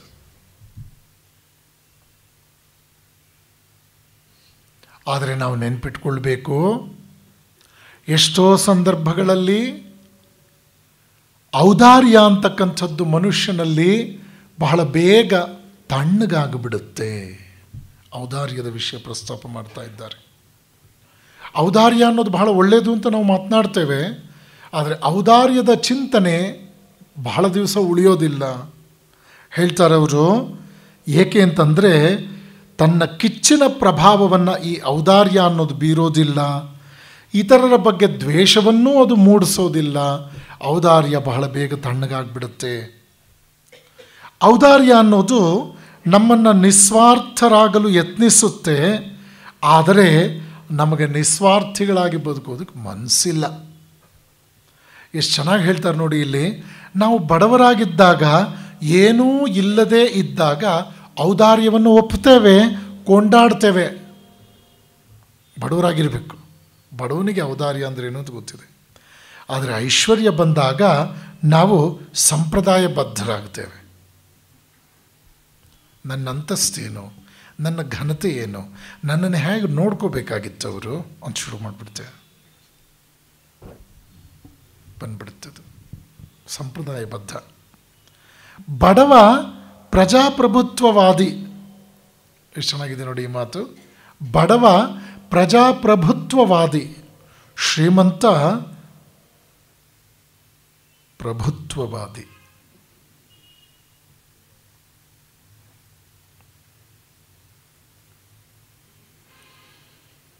ಈ ರೀತಿಯಲ್ಲಿ ವಿವೇಕಾನಂದರು ಮನುಷ್ಯನ ಮೇಲೆ ಹೇಗೆ ತತ್ವಗಳು ಪರಿಣಾಮ ಬೀರುತ್ತವೆ, ಧರ್ಮಗಳು ಯಾವ ಹಿನ್ನೆಲೆಯಲ್ಲಿ ತಮ್ಮ ನೆಲೆಗಟ್ಟನ್ನು ಕಂಡುಕೊಳ್ಳುತ್ತವೆ, ಯಾವ ಅವಶ್ಯಕತೆಗಳನ್ನು ಅವು ಅವಲಂಬಿಸಿ ತಮ್ಮ ಜೀವಂತಿಕೆಯನ್ನು ಕಾಪಾಡಿಕೊಳ್ಳುತ್ತವೆ ಅಂತ ವಿವರಿಸಿದರು. ಮತ್ತು ಅವರ ವೇದಾಂತದ ಚಿಂತನೆ ಮನುಷ್ಯನ ಮಟ್ಟದಲ್ಲಿ ವಿವರಿಸಲ್ಪಟ್ಟ ಮಾತುಗಳು ನೋಡಿ. ಜನಕ್ಕೆ ಹೇಳ್ತಾರೆ ಅವರು, ನೀವು ಸತ್ಯವನ್ನು ಅರಿಯಬೇಕಾದರೆ ದಯವಿಟ್ಟು ನಿಮ್ಮಿಂದ ಹೊರಗೆ ಅದನ್ನು ಹುಡುಕುತ್ತಾ ಹೋಗಬೇಕಾಗಿಲ್ಲ ಎನ್ನುತ್ತದೆ ವೇದಾಂತ. ನಿಮಗೆ ಸತ್ಯ ಬೇಕು ಅಂತಂದರೆ ಹೊರಗಡೆ ಹುಡುಕಬೇಡಿ. ಭೂತ ಭವಿಷ್ಯಗಳು ವರ್ತಮಾನದಲ್ಲೇ ಇದೆ. ಭೂತ ಭವಿಷ್ಯಗಳು ವರ್ತಮಾನದಲ್ಲಿಯೇ ಇದೆ.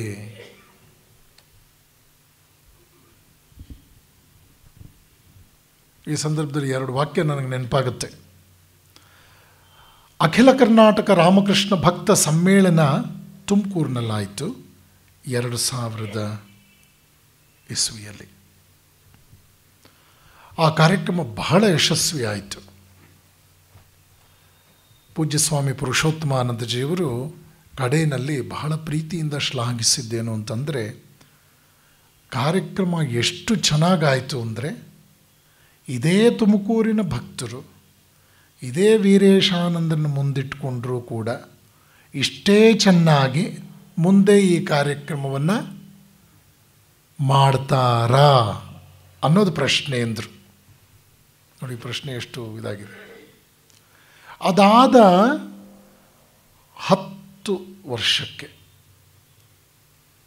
10 ವರ್ಷಕ್ಕೆ ಮೊನ್ನೆ 2010ರಲ್ಲಿ ಭಗವಾನ್ ಶ್ರೀರಾಮಕೃಷ್ಣರ ವಿಶ್ವಭಾವೈಕ್ಯ ಮಂದಿರ ಆಯಿತು.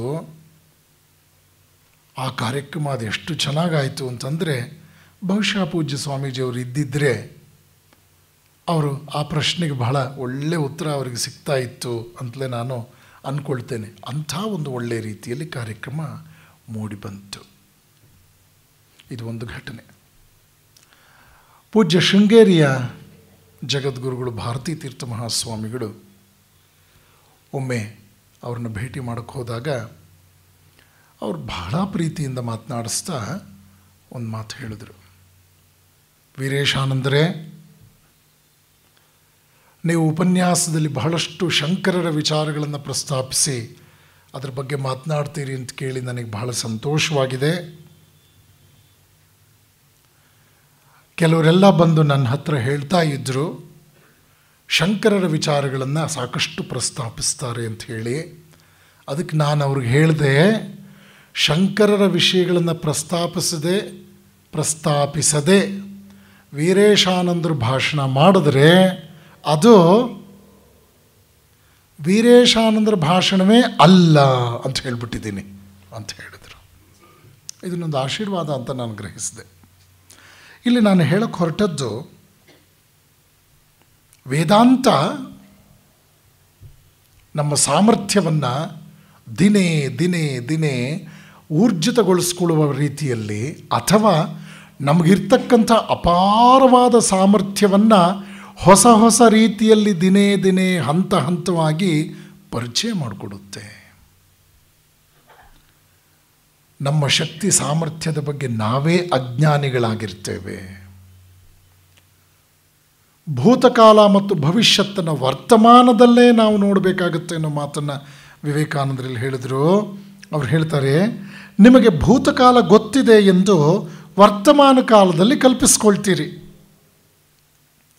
ಭವಿಷ್ಯವನ್ನು ನೋಡಬೇಕಾದರೂ ವರ್ತಮಾನಕ್ಕೆ ಬರ್ತೀರಿ.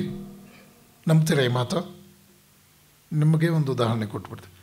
ಇವತ್ತೊಂದು kg ಅಕ್ಕಿ 40 ರೂಪಾಯಿ ಇದೆ, ಇನ್ನು 20 ವರ್ಷಕ್ಕೆ ಏನಾಗಬಹುದು ಅಂತ ಲೆಕ್ಕಾಚಾರ ಹಾಕಿ ಆ ಸಂಖ್ಯೆನ ಇವತ್ತಿಗೆ ತಂದು ಹೇಳೋದು ನೀವು, ವರ್ತಮಾನದಲ್ಲೇ ಹೇಳೋದು. ಭವಿಷ್ಯವನ್ನೂ ನೋಡಬೇಕಾದ್ರೆ ವರ್ತಮಾನಕ್ಕೆ ಬರಬೇಕಾಗತ್ತೆ. ಇದೊಂದೇ ಸತ್ಯ. ಅಂದ್ರೇನು? ವರ್ತಮಾನವೊಂದೇ ಸತ್ಯ. ಲಿವ್ ಇನ್ ದಿ ಪ್ರೆಸೆಂಟ್ ಅನ್ನೋದು ಋಷಿವಾಣಿ.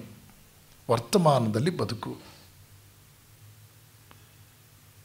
ನೆನ್ನೆಯ ಅನುಭವಗಳನ್ನು ಇಂದು ಸರಿಯಾಗಿ ನಿರ್ವಹಿಸಿದ್ದೇ ಆದರೆ ನಾಳೆ ಅನ್ನೋ ಭಯವನ್ನು ಹೋಗಲಾಡಿಸಬಹುದು ಅನ್ನೋದು ವಿವೇಚನೆಯ ಮಾತು. ವೇದಾಂತ ವಿಶ್ವ ಸಹೋದರತ್ವದ ಭಾವನೆಯನ್ನು ತರೋದಿಲ್ಲ, ವಿಶ್ವದ ಏಕತ್ವದ ಭಾವನೆಯನ್ನು ತರುತ್ತೆ ಅನ್ನೋದು ವಿವೇಕಾನಂದರ ಅಭಿಪ್ರಾಯ. ನೋಡಿ ಎಷ್ಟು ಚೆನ್ನಾಗಿದೆ. ಕೆಲವು ಪ್ರಶ್ನೆಗಳನ್ನು ಕೇಳುತ್ತೆ ವೇದಾಂತ. ವೇದಾಂತದ ಪ್ರಕಾರ ಜನ ಯಾಕೆ ಹೆದರ್ತಾರೆ ಅನ್ನೋ ಪ್ರಶ್ನೆ ಇದೆ. ಯಾಕೆ ಹೆದರ್ತಾರೆ? ಜನ ಯಾಕೆ ಹೆದರಿ ಬದುಕ್ತಾರೆ? ಅದಕ್ಕೆ ವೇದಾಂತದ ಉತ್ತರ ಏನು ಗೊತ್ತಾ? ವೇದಾಂತ ಹೇಳುತ್ತೆ, ಜನರು ಇತರರನ್ನು ಆಶ್ರಯಿಸಿ ತಾವು ಅಸಹಾಯಕರಾಗುತ್ತಾರೆ. ಬಹಳಷ್ಟು ಜನರ ಮೇಲೆ ಅವಲಂಬಿತರಾಗಿ ತಮ್ಮ ಸ್ವಾವಲಂಬನೆಯನ್ನು ಕಳ್ಕೊಂಡು ಬಿಡ್ತಾರೆ. ಮನುಷ್ಯ ಶುದ್ಧ ಸೋಮಾರಿ. ನನಗಾಗಿ ನಾನು ಏನನ್ನೂ ಮಾಡಿಕೊಳ್ಳೋದಿಲ್ಲ ಅಂತ ಹೇಳಿಬಿಡ್ತಾನೆ. ಇವತ್ತಿನ ತಂದೆ ತಾಯಿಗಳು ಇದನ್ನು ತಿಳ್ಕೊಳ್ಬೇಕು. ನಾವು ಪಟ್ಟ ಕಷ್ಟ ನಮ್ಮ ಮಕ್ಕಳು ಪಡಬಾರ್ದು. ನಾವು ದುಡಿದು 4 ಕಾಸು ಇಟ್ಟಿದ್ದೀವಲ್ಲ, ಅದನ್ನು ಮನೆಯಲ್ಲೇ ಕೂತ್ಕೊಂಡವನು ತಿಂದರೂ ಪರವಾಗಿಲ್ಲ, ಹೊರಗಡೆ ಹೋಗಬೇಕಾಗಿಲ್ಲ. ನಮ್ಮ ಕಷ್ಟ ನಮ್ಮ ಮಗುಗೆ ಬೇಡ. ಈ ಥರ ಬಹಳ ರುಚಿಯಾದ ಆಕರ್ಷಣೀಯವಾದ ಮಾತುಗಳನ್ನು ಹೇಳುವಂಥ ಪೋಷಕರನ್ನು ನಾನು ನೋಡಿದ್ದೇನೆ, ಕೇಳಿದ್ದೇನೆ, ಹತ್ತಿರದಿಂದ ಕಂಡಿದ್ದೇನೆ. ಯಾವ ತಂದೆ ತಾಯಿಗಳು ಮಕ್ಕಳು ಶ್ರಮ ಪಡಬಾರದು ಅಂತಕ್ಕಂಥ ಒಂದು ಅಂಶದ ಕಾರ್ಯಕ್ರಮ ಇಟ್ಕೊಂಡಿದ್ದಾರೋ ಅವರು ಮಕ್ಕಳ ಸ್ವಾಭಿಮಾನವನ್ನು, ಸ್ವಾವಲಂಬನೆಯನ್ನು, ಆತ್ಮಗೌರವವನ್ನು ಕಸಿಯುತ್ತಿದ್ದಾರೆ. ಆ ಮಕ್ಕಳನ್ನು ಪರಾವಲಂಬಿಗಳಾಗಿಸ್ತಾ ಇದ್ದಾರೆ. ಪರಾವಲಂಬಿ ಜೀವನ ಅದೊಂದು ದುರ್ಬಲ ಜೀವನ. ವಿವೇಕಾನಂದರ ಭಾಷೆಯಲ್ಲಿ ಹೇಳಬೇಕು ಅಂದರೆ ಜೆಲ್ಲಿ ಫಿಶ್ ಎಕ್ಸಿಸ್ಟೆನ್ಸ್. ಅನ್ಯರ ಮೇಲೆ ಅವಲಂಬಿತನಾಗಿ ಬದುಕೋದು ನಮ್ಮನ್ನು ಅಸಹಾಯಕರನ್ನಾಗಿಸ್ಬಿಡುತ್ತೆ. ಸೋಮಾರಿತನ ನಾವು ಏನನ್ನೂ ಮಾಡಲಾರದ ಸ್ಥಿತಿಗೆ ನಮ್ಮನ್ನು ಕರ್ಕೊಂಡು ಹೋಗಿಬಿಡುತ್ತೆ. ನಮ್ಮ ಉದ್ಧಾರಕ್ಕೆ ನಾವು ದೇವದೂತರಿಗೆ ಮೊರೆ ಹೋಗ್ತೇವೆ. ಪರಮಾತ್ಮನನ್ನು ಕೈ ಹಿಡಿದಬೇಕು. ನೋಡಿ, ತೃಣಮಪಿ ನ ಚಲತಿ ತೇನ ವಿನ ಅನ್ನೋ ಮಾತು ನಾವು ಕೇಳ್ತೇವೆ. ಪರಮಾತ್ಮನ ಇಚ್ಛೆ ಇಲ್ಲದೆ ಇದ್ದರೆ ಹುಲ್ಲು ಕಡ್ಡಿಯೂ ಕೂಡ ಅಲಗಾಡೋದಿಲ್ಲ ಅನ್ನೋ ಮಾತುಗಳನ್ನು ಕೇಳ್ತೇವೆ. ಆದರೆ ನಾವು ಚೆನ್ನಾಗಿ ತಿಳ್ಕೊಳ್ಬೇಕು, ಆತ್ಮವಿಶ್ವಾಸ ಸಂಪನ್ನ ಸ್ವಪ್ರಯತ್ನಶೀಲ ವ್ಯಕ್ತಿಗೆ ಮಾತ್ರವೇ ಪರಮಾತ್ಮನ ಕೃಪೆ ಸರಿಯಾಗಿ ಅರ್ಥ ಆಗೋದು.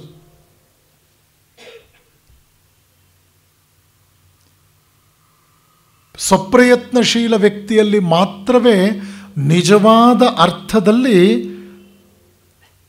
ದೈವದ ಮಹಿಮೆ ಎಲ್ಲಿ ಕೆಲಸ ಮಾಡುತ್ತೆ ಅನ್ನೋದು ಗೊತ್ತಾಗುತ್ತೆ.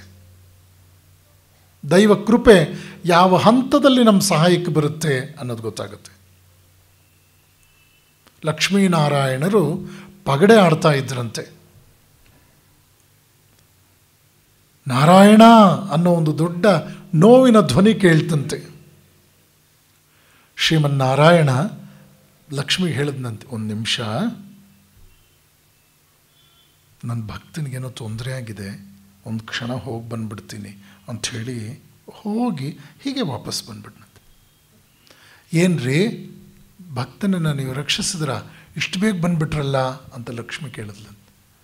ಆಗ ನಾರಾಯಣ ನಗುತ್ತಾ ಹೇಳಿದ್ನಂತೆ, ನಾನು ಅವನಿಗೆ ಸಹಾಯ ಮಾಡೋಣ ಅಂತಲೇ ಹೋದೆ, ಆದರೆ ಅವನ ಕೈಯಲ್ಲೊಂದು ದೊಡ್ಡ ಕಲ್ಲು ಎತ್ಕೊಂಡಿದ್ದರಿಂದ ಅವನಿಗೆ ತೊಂದರೆ ಕೊಡ್ತಾ ಇದ್ದವ್ರು ಅಲ್ಲಿಂದ ಕಾಲು ಕಿತ್ತರು.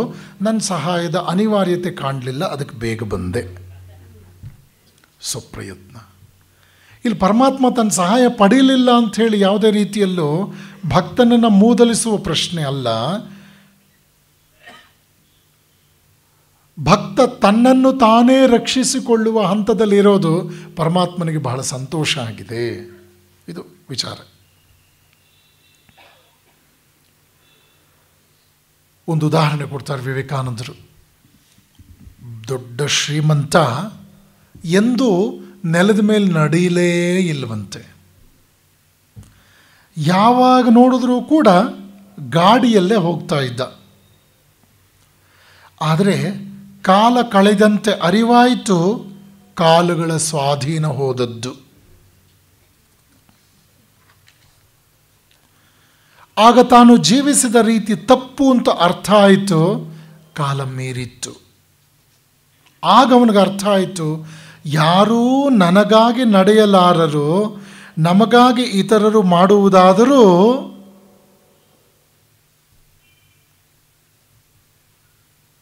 ನಮ್ಮದಾಗಲಾರದು.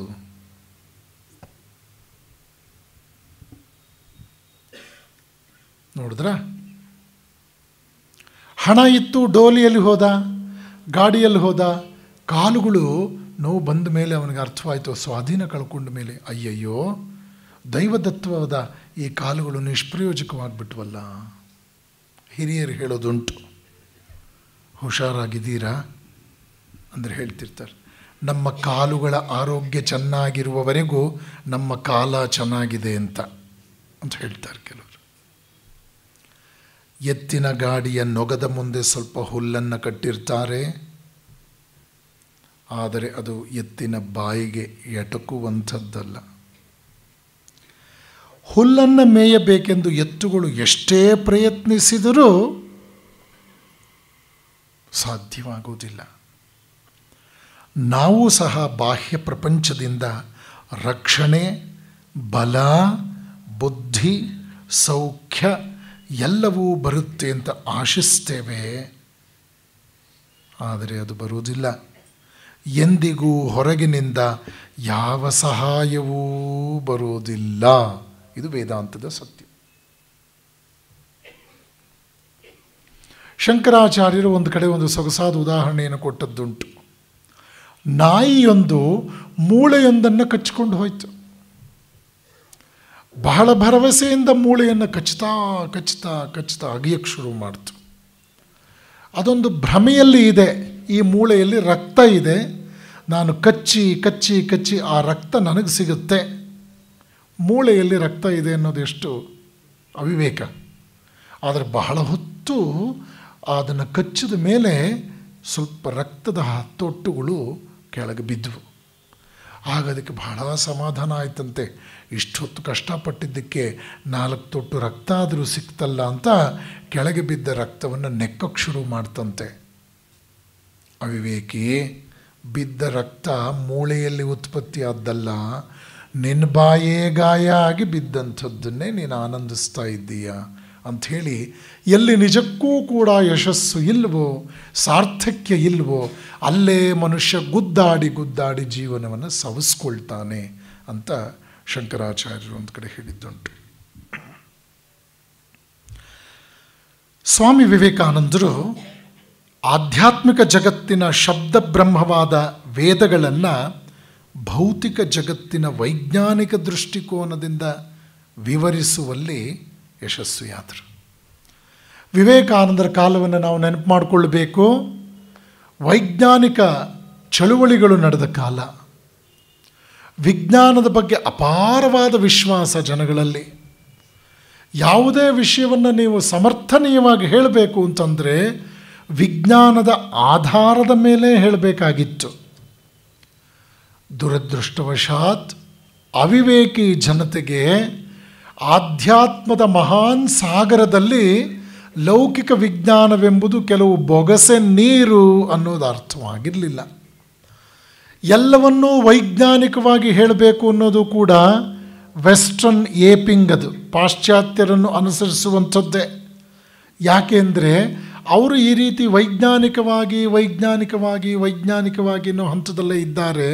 ಆದರೆ ಆಧ್ಯಾತ್ಮಶಾಸ್ತ್ರ ಅಂತಕ್ಕಂಥದ್ದು ಎಲ್ಲ ವಿಜ್ಞಾನದ ಸವಾಲುಗಳನ್ನು ಜೀರ್ಣಿಸಿಕೊಂಡು ಇನ್ನೂ ಉನ್ನತವಾದ ಸತ್ಯವನ್ನು ಅನುಗ್ರಹಿಸಿದಂತಹ ಒಂದು ಮಹಾನ್ ಚಿಂತನೆ. ಇದು ವಿವೇಕಾನಂದರಿಗೆ ಕರಗತವಾಗಿತ್ತು. ವಿವೇಚನೆ ಅದೆಂಥ ಅದ್ಭುತವಾದ ವಿಷಯ. ಸ್ವಾಮಿ ವಿವೇಕಾನಂದರು ಅಂದು ಭಾರತೀಯ ಯುವಕರಿಗೆ ಬಹಳ ವಿಶೇಷವಾದ ಎಚ್ಚರಿಕೆಯನ್ನು ಕೊಟ್ಟ ಮಾತುಗಳು ನೋಡಿ. ಒಂದು ಮಾತು ಅವರು ಹೇಳ್ತಾರೆ, every science had it's origin in India, it was developed elsewhere. ಜಗತ್ತಿನ ಪ್ರತಿಯೊಂದು ವಿಜ್ಞಾನವೂ ಹುಟ್ಟಿದ್ದು ಭಾರತದಲ್ಲಿ, ಆನಂತರ ಬೇರೆ ರಾಷ್ಟ್ರಗಳಲ್ಲಿ ಅದು ಬೆಳೆದಿರಬಹುದು. ಎರಡನೇ ವಾಕ್ಯ ಹೇಳ್ತಾರೆ, there was never a conflict between religion and science in the history of India.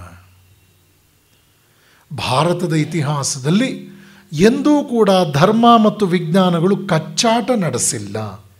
ಯಾಕೆ? Religion could answer all the challenges of science and it could present a better level of truth. ಇನ್ನೂ ಉನ್ನತ ಮಟ್ಟದ ಸತ್ಯವನ್ನು ಜಗತ್ತಿಗೆ ಕೊಡುವ ಸಾಮರ್ಥ್ಯ ಭಾರತದ ಆಧ್ಯಾತ್ಮಶಾಸ್ತ್ರಕ್ಕಿತ್ತು. ಹೀಗಾಗಿ ಭಾರತದಲ್ಲಿ ಧರ್ಮ ಮತ್ತು ವಿಜ್ಞಾನಗಳು ತಿಕ್ಕಾಟ ನಡೆಸಲಿಲ್ಲ. ಆದರೆ ಪಾಶ್ಚಾತ್ಯ ಜಗತ್ತಿನಲ್ಲಿ ಇವು ತಿಕ್ಕಾಟವನ್ನು ನಡೆಸಿವೆ. ಅದರ ಪರಿಣಾಮವೇ ಕ್ರಾಂತಿಗಳು. ಎಷ್ಟೋ ಕ್ರಾಂತಿಗಳು ಧೂಳನ್ನು ಎಬ್ಬಿಸಿದ್ವು. ಆದರೆ ನೆನಪಿಟ್ಕೊಳ್ಳಿ, ಕ್ರಾಂತಿಕಾರನ ನಿರ್ಗಮನದ ನಂತರ ಧೂಳೆಲ್ಲ ಮತ್ತೆ ಸೆಟ್ಲಾಯಿತು. ಜನ ಕ್ರಾಂತಿಯ ಪ್ರಾರಂಭದ ಮೊದಲಲ್ಲಿ ಹೇಗಿದ್ದರೋ ಅದಕ್ಕಿಂತಲೂ ಹಿಂದಕ್ಕೆ ಹೊರಟು ಹೋದರು. I believe in evolution and not in revolution ಅಂದರು. ರಷ್ಯಾ ಕ್ರಾಂತಿ ಜ್ಞಾಪಿಸ್ಕೊಳ್ಳಿ. ಆ ಕ್ರಾಂತ ಪುರುಷರ ವಿಗ್ರಹಗಳನ್ನು ಚೂರು ಚೂರು ಮಾಡಿ ಕಾಲು ಕೆಳಗೆ ಹಾಕಿ ಚಪ್ಪಲಿನಲ್ಲಿ ತುಳಿದುಬಿಟ್ರು ಜನ. ಸಾಕಾಗಿದೆ ಈ ವಿಚಾರಗಳು ನಮಗೆ ಅನ್ನೋ ದೃಷ್ಟಿಯಲ್ಲಿ. ರಷ್ಯಾದಲ್ಲಿ ಆದದನ್ನ ಜ್ಞಾಪಿಸ್ಕೊಳ್ಳಿ, ನೀವು ನೆನಪು ಮಾಡ್ಕೊಳ್ಳಿ. ಯಾವುದೇ ಕ್ರಾಂತಿ ಒಂದು ರೀತಿಯ ಉದ್ವೇಗದ, ತಳಮಳದ, ಕ್ರೌರ್ಯದ, ಒಂದು ರೀತಿಯ ಸೇಡು ತೀರಿಸ್ಕೊಳ್ಳೋ ಪ್ರವೃತ್ತಿಯನ್ನು ತೋರಿಸ್ಕೊಟ್ಬಿಡುತ್ತೆ ಎಷ್ಟೋ ಸಲ.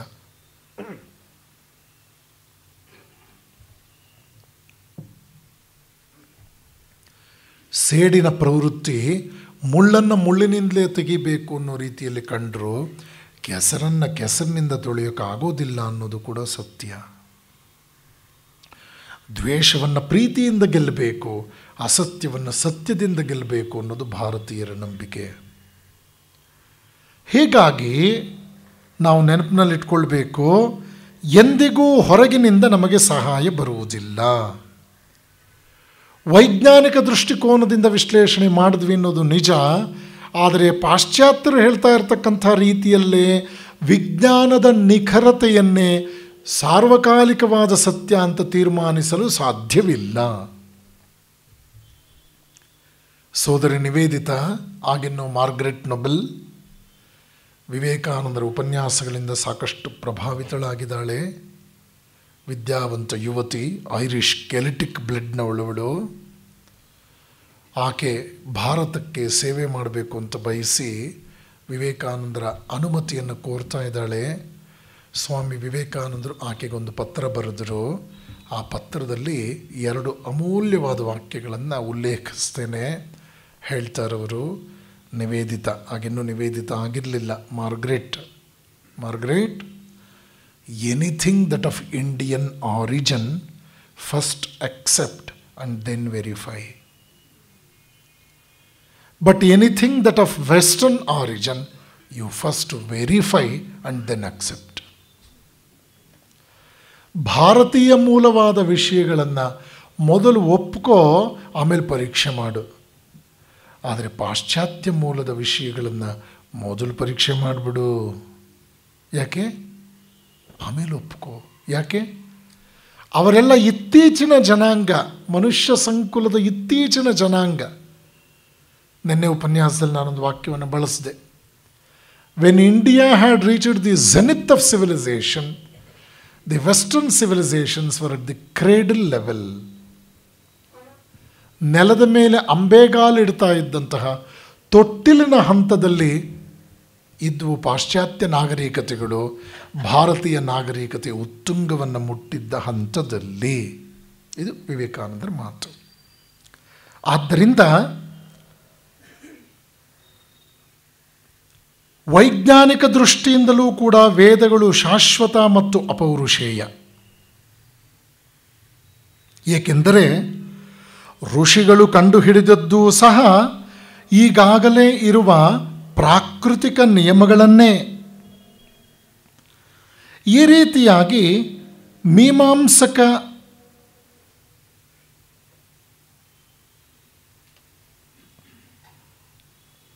ಮೀಮಾಂಸಕರ ಒಂದು ವಿಶೇಷವಾದ ಅನುಭವಜನ್ಯವಾದ ವಿಚಾರಗಳನ್ನು, ಅರ್ಥವಾಗದಿದ್ದಂತಹ ಆ ವಿಚಾರಗಳನ್ನು ಪಂಡಿತರು ತಾವು ಮಾತ್ರವೇ ತಮ್ಮ ಮುಷ್ಟಿಯಲ್ಲಿ ಹಿಡ್ಕೊಂಡಿದ್ರಲ್ಲ, ಅದನ್ನು ಸ್ವಾಮಿ ವಿವೇಕಾನಂದರು ಸ್ವಲ್ಪ ಬಿಡಿಸಿದ್ರು.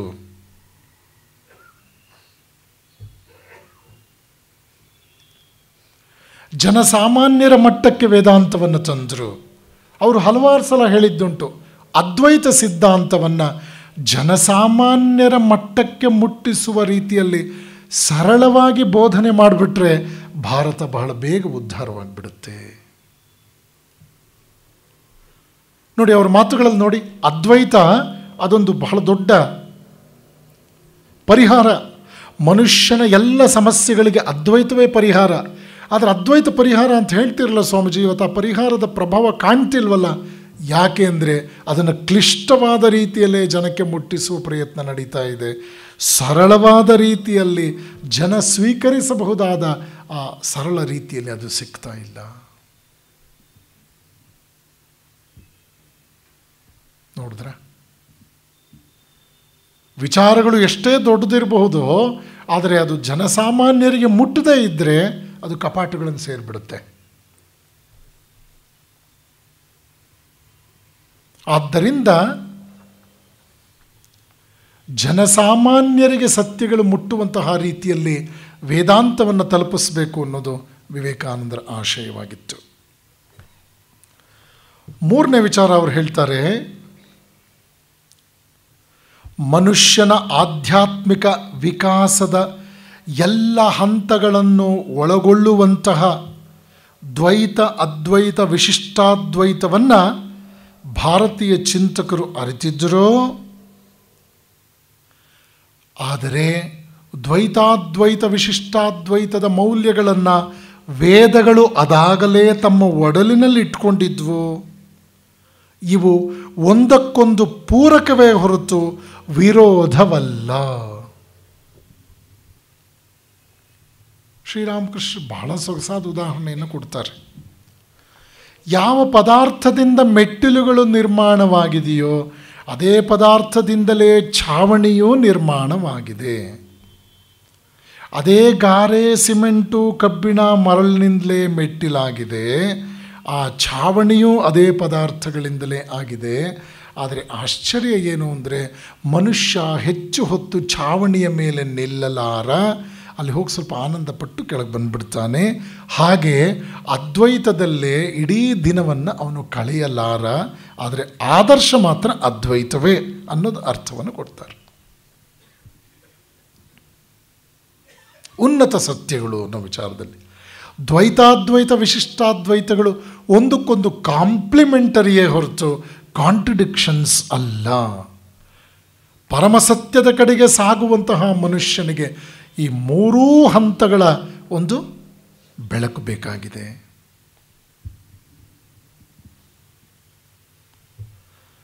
ಜಗತ್ತಿನ ಎಲ್ಲ ಮತಪಂಥಗಳನ್ನು ವೇದಾಂತದ ಪರಿಧಿಯಲ್ಲಿ ನಾವು ಬಹಳ ಸುಲಭವಾಗಿ ತೋರಿಸ್ಕೊಡ್ಬಹುದು. ಈ ಪ್ರಪಂಚದಲ್ಲಿ ಇಲ್ಲಿಯವರೆಗೂ ಬಂದಿರತಕ್ಕಂತಹ ಯಾವುದೇ ಮತ ಧರ್ಮದ ಚಿಂತನೆಗಳನ್ನು ಕೊಡಿ, ಅದು ವೇದಾಂತದ ಪ್ರತಿಧ್ವನಿಯೇ ಆಗಿದೆ ಅಂತ. ಹಿಂದಿನ ದಾರ್ಶನಿಕರ ಪ್ರಕಾರ ವರ್ಣಾಶ್ರಮ ಸಮಾಜದ ವ್ಯವಸ್ಥೆಯಲ್ಲಿ ಬೆರೆತು ಹೋಗಿದ್ದ ವೇದಗಳ ಆಧ್ಯಾತ್ಮಿಕ ತತ್ವಗಳನ್ನು ವಿವೇಕಾನಂದರು ಬೇರ್ಪಡಿಸಿಕೊಟ್ರು. ಯಾವ ರೀತಿಯಲ್ಲಿ? ಬಹಳ ವಿಶೇಷವಾದ ಉದಾಹರಣೆಗಳ ಮೂಲಕ ಅದನ್ನು ಗಮನಿಸ್ತೇವೆ ನಾವು. ಹೇಳ್ತೇನೆ ಅದನ್ನು. ಆಧ್ಯಾತ್ಮಿಕ ತತ್ವಗಳು ಎಲ್ಲ ಮತ, ಸಮಾಜ ಹಾಗೂ ರಾಷ್ಟ್ರಗಳಿಗೂ ಧರ್ಮಾನುಷ್ಠಾನಕ್ಕೆ ಸಾರ್ವತ್ರಿಕ ತತ್ವಗಳು ಅಂತ ವಿವೇಕಾನಂದರು ಪ್ರತಿಪಾದಿಸಿದರು. ಅವರು ಅಮೆರಿಕದಲ್ಲಿದ್ದಾಗ ಭಾರತದಿಂದ ಕೆಲವರು ಬರೆದರು, ಸ್ವಾಮೀಜಿ ನೀವು ಅಮೆರಿಕದಲ್ಲೇ ಉಳಿದು ಬಿಟ್ಟಿದ್ದೀರಲ್ಲ, ಭಾರತದಲ್ಲಿ ಎಷ್ಟು ಕೆಲಸ ಇದೆ ನಿಮಗೆ, ನೀವು ಬೇಗ ವಾಪಸ್ ಬಂದಿಲ್ಲಿ ಸೇವೆಯನ್ನು ಕೈಗೆತ್ಕೊಳ್ಳೋದಲ್ವೇ, ಇನ್ನೂ ಅಮೆರಿಕದಲ್ಲೇ ಉಳಿದಿದ್ದೀರಲ್ಲ. ಅದಕ್ಕೆ ಅವರು ಒಂದು ಪತ್ರ ಬರೀತಾರೆ, what is America, England or India for us? We are the servants of those gods whom an ignorant call man. ನಮ್ಮ ಕಾರ್ಯಕ್ಷೇತ್ರವಾಗೋದಕ್ಕೆ ಅಮೇರಿಕಾ ಆದರೇನು, ಇಂಗ್ಲೆಂಡ್ ಆದರೇನು, ಭಾರತವಾದರೇನು? ಅಜ್ಞಾನಿಯಾದವನು ಯಾವ ಪರಮಾತ್ಮನನ್ನು ಮನುಷ್ಯ ಅಂತ ಕರೀತಾನೆಯೋ ಆ ಮನುಷ್ಯನ ದಾಸನ ದಾಸನ ದಾಸ ನಾನು. ನೋಡಿದ್ರ?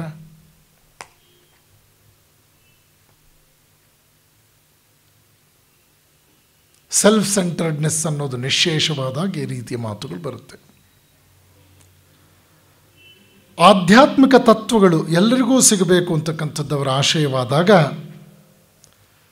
ಪರಬ್ರಹ್ಮ ವಸ್ತುವನ್ನು ಮೂರ್ತ ಅಮೂರ್ತ ಅನ್ನೋದರಲ್ಲಿ ಪ್ರತಿಪಾದಿಸೋದರಲ್ಲೂ ಕೂಡ ವಿವೇಕಾನಂದರು ವಿಶೇಷವಾದ ಸಮೀಕರಣವನ್ನು ನಮ್ಮ ಮುಂದೆ ಇಟ್ಟಿದ್ದಾರೆ.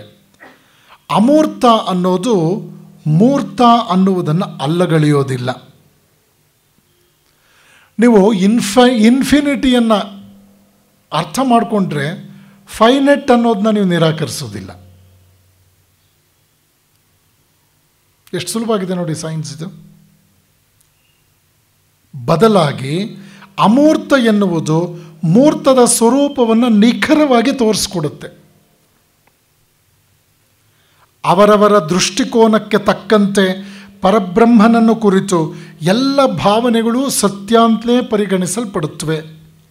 ಇದು ಹೇಗೆ ಅಂದರೆ ಬೇರೆ ಬೇರೆ ಕೋನಗಳಿಂದ ಫ್ರಮ್ ಡಿಫರೆಂಟ್ ಆ್ಯಂಗಲ್ಸ್ ನಾವು ಒಬ್ಬನೇ ಸೂರ್ಯನ ಭಾವಚಿತ್ರಗಳನ್ನು ತೆಗೆದಾಗ ಪ್ರತಿಬಿಂಬಿಸ್ತದಲ್ಲ ಹಾಗೆ. ಓ, ಈ ಆ್ಯಂಗಲಲ್ಲಿ ಹೀಗೆ ಕಾಣುತ್ತಾ, ಇದು ಮೂಲ ವಸ್ತು ಒಂದೇ, ಹೀಗೆ ಕಾಣುತ್ತಾ ಮತ್ತೊಂದು ಆ್ಯಂಗಲ್ನಲ್ಲಿ ನಮಗೆ ಅನಿಸ್ತಾನೇ ಇಲ್ವಲ್ಲ, ಇದು ಯಾವುದೋ ಬೇರೆ ವಸ್ತು ಅಂತ ಅಂದ್ಕೊಂಡಿದ್ವು.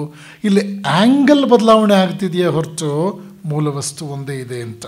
ಹಾಗಾಗಿ ಜನ ತಮ್ಮ ದೃಷ್ಟಿಕೋನಕ್ಕೆ ತಕ್ಕಂತೆ ಸತ್ಯವನ್ನು ಗುರುತಿಸ್ತಾ ಮುಂದುವರಿತಾರೆ ಅನ್ನುವಂಥ ಮಾತು.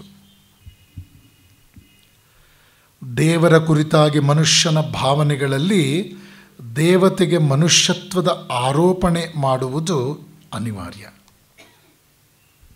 ಪರಮಾತ್ಮನನ್ನು ಮನುಷ್ಯನ ಸ್ವರೂಪದಲ್ಲಿ ನೋಡೋದಕ್ಕೆ ಇಷ್ಟಪಡ್ತಾನೆ ಮನುಷ್ಯ. ವೈಜ್ಞಾನಿಕ ವಿಚಾರಗಳಿಂದಲೂ ಕೂಡ ಇದು ಸತ್ಯ. ಏಕೆಂದರೆ ವಿಜ್ಞಾನದ ಎಲ್ಲ ಮಾಹಿತಿಯನ್ನು ವ್ಯಾಖ್ಯಾನಿಸುವುದು, ಅರ್ಥೈಸುವುದು ಮತ್ತೆ ಮನುಷ್ಯನ ಮನಸ್ಸೇ.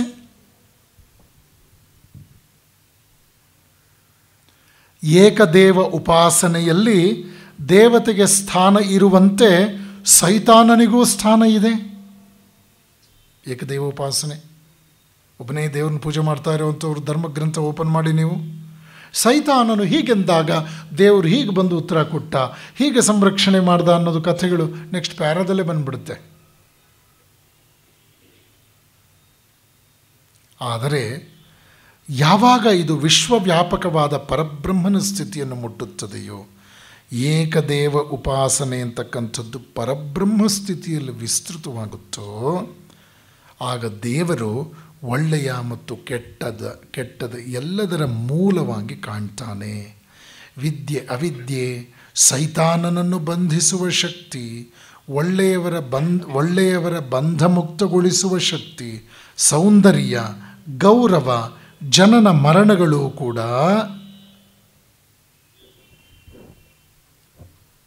ಮೂಲವಾಗಿ ಕಾಣುತ್ತವೆ. ಅದ್ವೈತ ಸ್ಥಿತಿಯ ಸಾಕ್ಷಾತ್ಕಾರವಾಗುವುದು ಒಳ್ಳೆಯದು ಕೆಟ್ಟದ್ದು ಎಂಬ ಎಲ್ಲ ಭೇದಗಳು ಕೂಡ ಮಾಯವಾಗಿಬಿಡುತ್ತೆ. ಅದ್ವೈತದಲ್ಲಿ ನಿಮಗೆ ಒಳ್ಳೆಯದು ಕೆಟ್ಟದ್ದು ಅನ್ನೋ ಭೇದ ಇಲ್ಲ ಅಂತ ಹೇಳ್ತಾರೆ. ತತ್ವಮಸಿ ಅಂತಕ್ಕಂಥ ಅದ್ವೈತದ ಒಂದು ಮಹಾವಾಕ್ಯ ಇದೆ. ಅಯಮಾತ್ಮ ಬ್ರಹ್ಮ,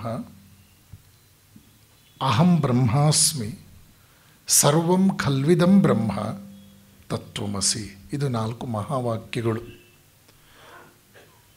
ತತ್ವಮಸಿ ಅಂದರೆ ನೀನೇ ಅದು, ತತ್ ತ್ವಂ ಅಸಿ, ಅದು ನೀನೇ ಆಗಿದ್ದೀಯೆ. ವೇದಾಂತದಲ್ಲಿ ಜೀವ ಮತ್ತು ಈಶ್ವರನ ಸಂಬಂಧವನ್ನು ಸೂಚಿಸುವ ರಹಸ್ಯ ತತ್ವ.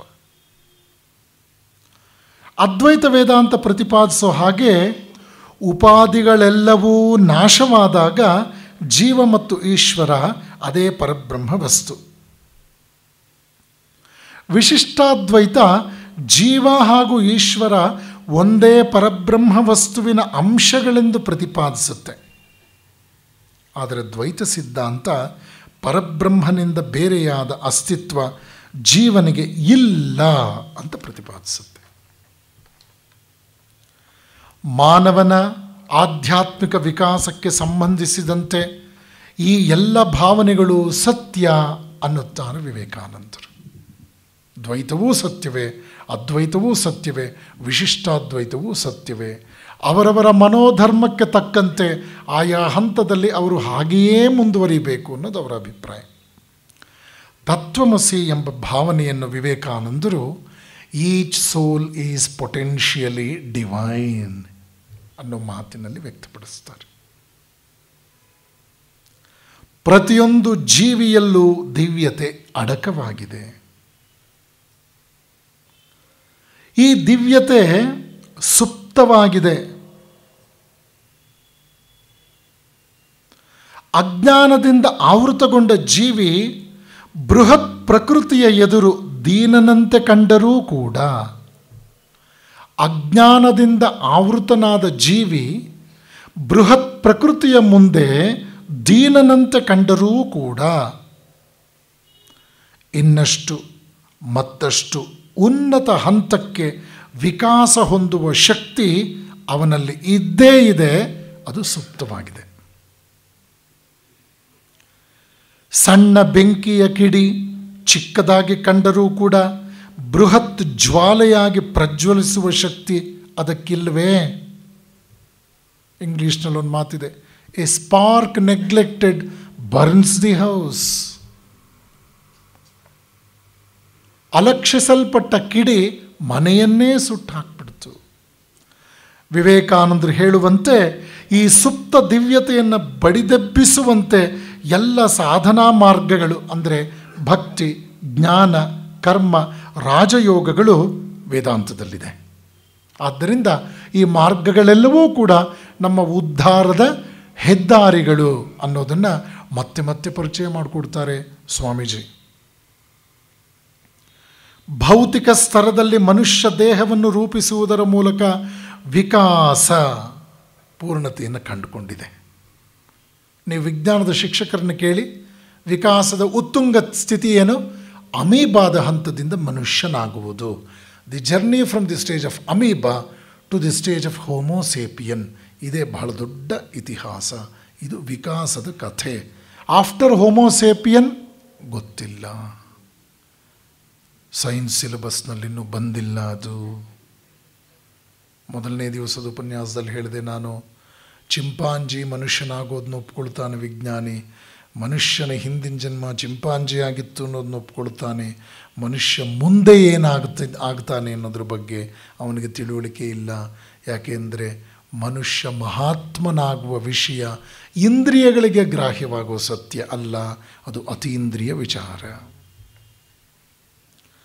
ವೇದಾಂತ ತತ್ವದ ಅನುಷ್ಠಾನದ ಮೂಲಕ ಮಾತ್ರವೇ ಮಾನವ ಜನಾಂಗ ಸಾರ್ಥಕ್ಯವನ್ನು ಪಡೆಯುವುದಕ್ಕೆ ಸಾಧ್ಯ. ಆದ್ದರಿಂದ ಸ್ವಾಮಿ ವಿವೇಕಾನಂದರು ಹೇಳ್ತಾರೆ, ತತ್ವಮಸಿ ಅನ್ನೋದು ಮನುಷ್ಯನ ವೈಯಕ್ತಿಕ ಮತ್ತು ಸಾಮಾಜಿಕ ವಿಕಾಸದ ಮೂಲ ಮಂತ್ರ. ತತ್ವಮಸಿ ಅಂತಕ್ಕಂಥದ್ದು ಅದು ವ್ಯಕ್ತಿಯ ಉದ್ಧಾರಕ್ಕೂ ಬೇಕು ಮತ್ತು ಮನುಷ್ಯ ತಾನು ಉದ್ಧಾರವಾಗೋದ್ರ ಜೊತೆಗೆ ತನ್ನ ಸಮಾಜವು ಉದ್ಧಾರವಾಗೋದಕ್ಕೂ ಕೂಡ ಅದು ತುಂಬ ಅನಿವಾರ್ಯವಾಗಿದೆ. ಮಾಯಾವಾದ ಇದನ್ನು ಕುರಿತು ವಿವೇಕಾನಂದರು ಬಹಳ ಸೊಗಸಾಗಿ ಹೇಳ್ತಾರೆ. ಉಪನಿಷತ್ತುಗಳಲ್ಲಿ, ತತ್ವಶಾಸ್ತ್ರಗಳಲ್ಲಿ, ಅದ್ವೈತದಲ್ಲಿ, ಬೌದ್ಧ ಧರ್ಮದಲ್ಲಿ ಈ ಮಾಯೆಯ ಬಗ್ಗೆ ಸಾಕಷ್ಟು ವಾದ ವಿವಾದಗಳಿದೆ. ಸ್ವಾಮೀಜಿ ಹೇಳ್ತಾರೆ, ಮಾಯೆ ಅನ್ನೋದು ಒಂದು ಸಿದ್ಧಾಂತ ಅಥವಾ ವಿವರಣೆ ಅಲ್ಲ, ಬದಲಾಗಿ ಅದು ವಾಸ್ತವಾಂಶದ ಹೇಳಿಕೆ. ವಾಸ್ತವಾಂಶ ಅಂದ್ರೇನು? ಅದನ್ನು ವಾಸ್ತವಾಂಶ ಅಂತ ಹೇಳ್ತಾರಲ್ಲ ಮಾಯೆನ. ಹೇಗದು? ಈ ಜಗತ್ತು ಮತ್ತು ಅದರ ಅನುಭವಗಳು ಎಷ್ಟು ವಿರುದ್ಧ ಲಕ್ಷಣಗಳಿಂದ ಕೂಡಿವೆ ಅಂದರೆ ತಾರ್ಕಿಕವಾಗಿ ಅವುಗಳನ್ನು ಅರ್ಥ ಮಾಡ್ಕೊಳ್ಳೋಕೆ ಆಗಲ್ಲ. ಜಗತ್ತು ಮತ್ತು ಜಗತ್ತಿನಲ್ಲಿ ಅನುಭವಗಳು ಅದೆಷ್ಟು ವಿರುದ್ಧ ಲಕ್ಷಣಗಳನ್ನು ಹೊಂದಿವೆ ಅಂದರೆ ತಾರ್ಕಿಕವಾಗಿ ಅರ್ಥ ಮಾಡ್ಕೊಳ್ಳೋಕ್ಕಾಗೋದಿಲ್ಲ. ಆದ್ದರಿಂದ ಮನುಷ್ಯ ತನ್ನ ಅನ್ವೇಷಣೆಯನ್ನು ಮಾಯೆಯನ್ನು ಮೀರುವುದರ ಕಡೆಗೆ ಹರಿಸಬೇಕು. ಮಾಯೆಯನ್ನು ಬೈಬಾರದು, ಅದು ಒಂದು ಹಂತದ ವಾಸ್ತವಿಕತೆ. ಅದನ್ನು ಮೀರುವ ರೀತಿಯಲ್ಲಿ ಅವನು ಪ್ರಯತ್ನಶೀಲನಾಗಬೇಕು. ಆದ್ದರಿಂದ ವಿವೇಕಾನಂದರು ಹೇಳ್ತಾರೆ, ಕೊನೆಯಿಲ್ಲದ ವಾದ ವಿವಾದಗಳಿಗೆ ಅರ್ಥವಿಲ್ಲ. ಬರೀ ವಿತಂಡವಾದ ಆಗುತ್ತದು.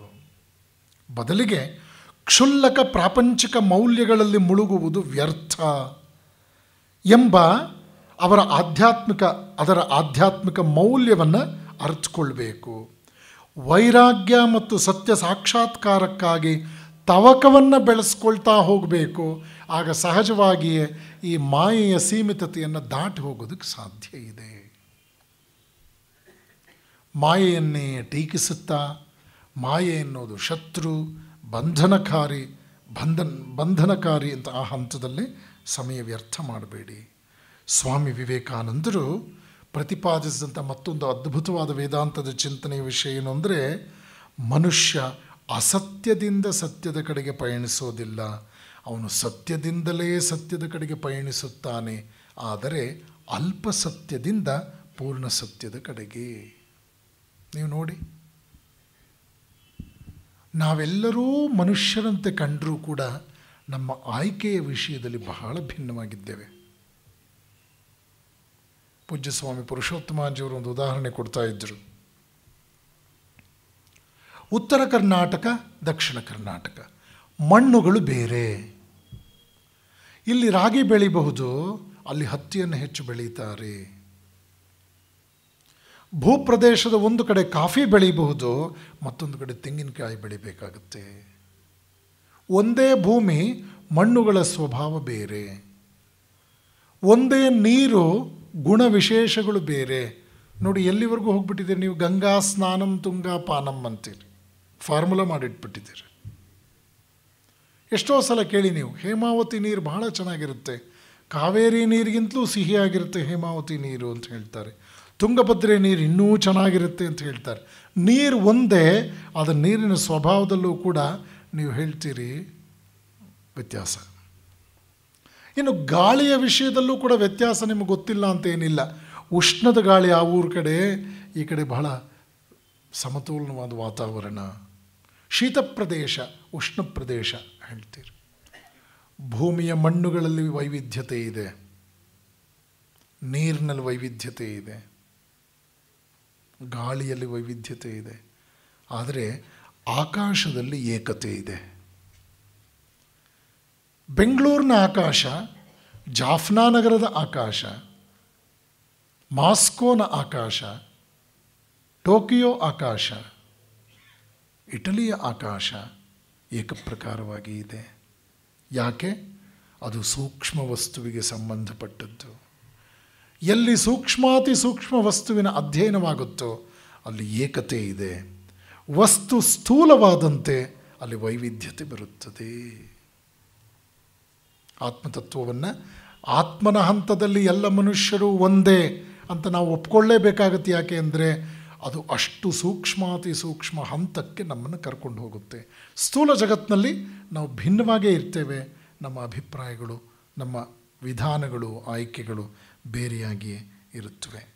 ಆದ್ದರಿಂದ ಸ್ವಾಮಿ ವಿವೇಕಾನಂದರು ಹೇಳ್ತಾರೆ, ಬೇರೆ ಬೇರೆ ಕೋನಗಳಿಂದ ತೆಗೆದ ಸೂರ್ಯನ ಚಿತ್ರಗಳು ಅಂತ ಆಗಲೇ ಹೇಳಿದ್ನಲ್ಲ, ಅದೇ ಉದಾಹರಣೆ ಕೊಟ್ಟು ಹೇಳ್ತಾರೆ. ಎಲ್ಲ ಚಿತ್ರಗಳು ಬೇರೆ ಬೇರೆ, ಬೇರೆ ಬೇರೆ ಕೋನದಿಂದ ತೆಗೆದ ಚಿತ್ರಗಳು ಬೇರೆ ಬೇರೆಯೇ. ಆದರೆ ಹತ್ತಿರದಿಂದ ತೆಗೆದ ಚಿತ್ರಗಳನ್ನು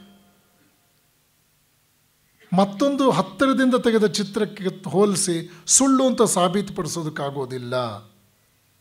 ಹಾಗೆಯೇ ಬದುಕಿನಲ್ಲಿ ವ್ಯವಹಾರ ಮತ್ತು ಪಾರಮಾರ್ಥ್ಯ ಎಂಬ ವಿರುದ್ಧ ವಾದಗಳನ್ನು ಕೂಡ ನಾವು ಬಿಡಬೇಕಾಗತ್ತೆ ಅಂದರು ವಿವೇಕಾನಂದರು.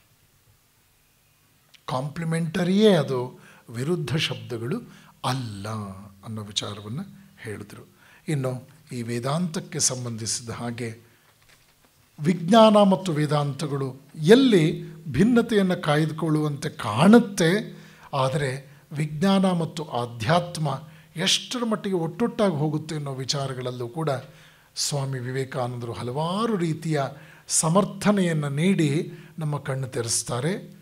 ಆ ಉಪನ್ಯಾಸ ನಾಳೆಯ ಕಡೆಯ ಉಪನ್ಯಾಸ. ಈ ಉಪನ್ಯಾಸ ಸರಣಿಯಲ್ಲಿ ಇವತ್ತಿನ ಈ ವಾಕ್ಪುಷ್ಪಗಳನ್ನು ಭಗವಾನ್ ಶ್ರೀರಾಮಕೃಷ್ಣರ ಪಾದಪದ್ಮಗಳಲ್ಲಿ ಸಮರ್ಪಿಸ್ತಾ ಇದ್ದೇನೆ. ಹರಿ ಓಂ ತತ್ಸತ್.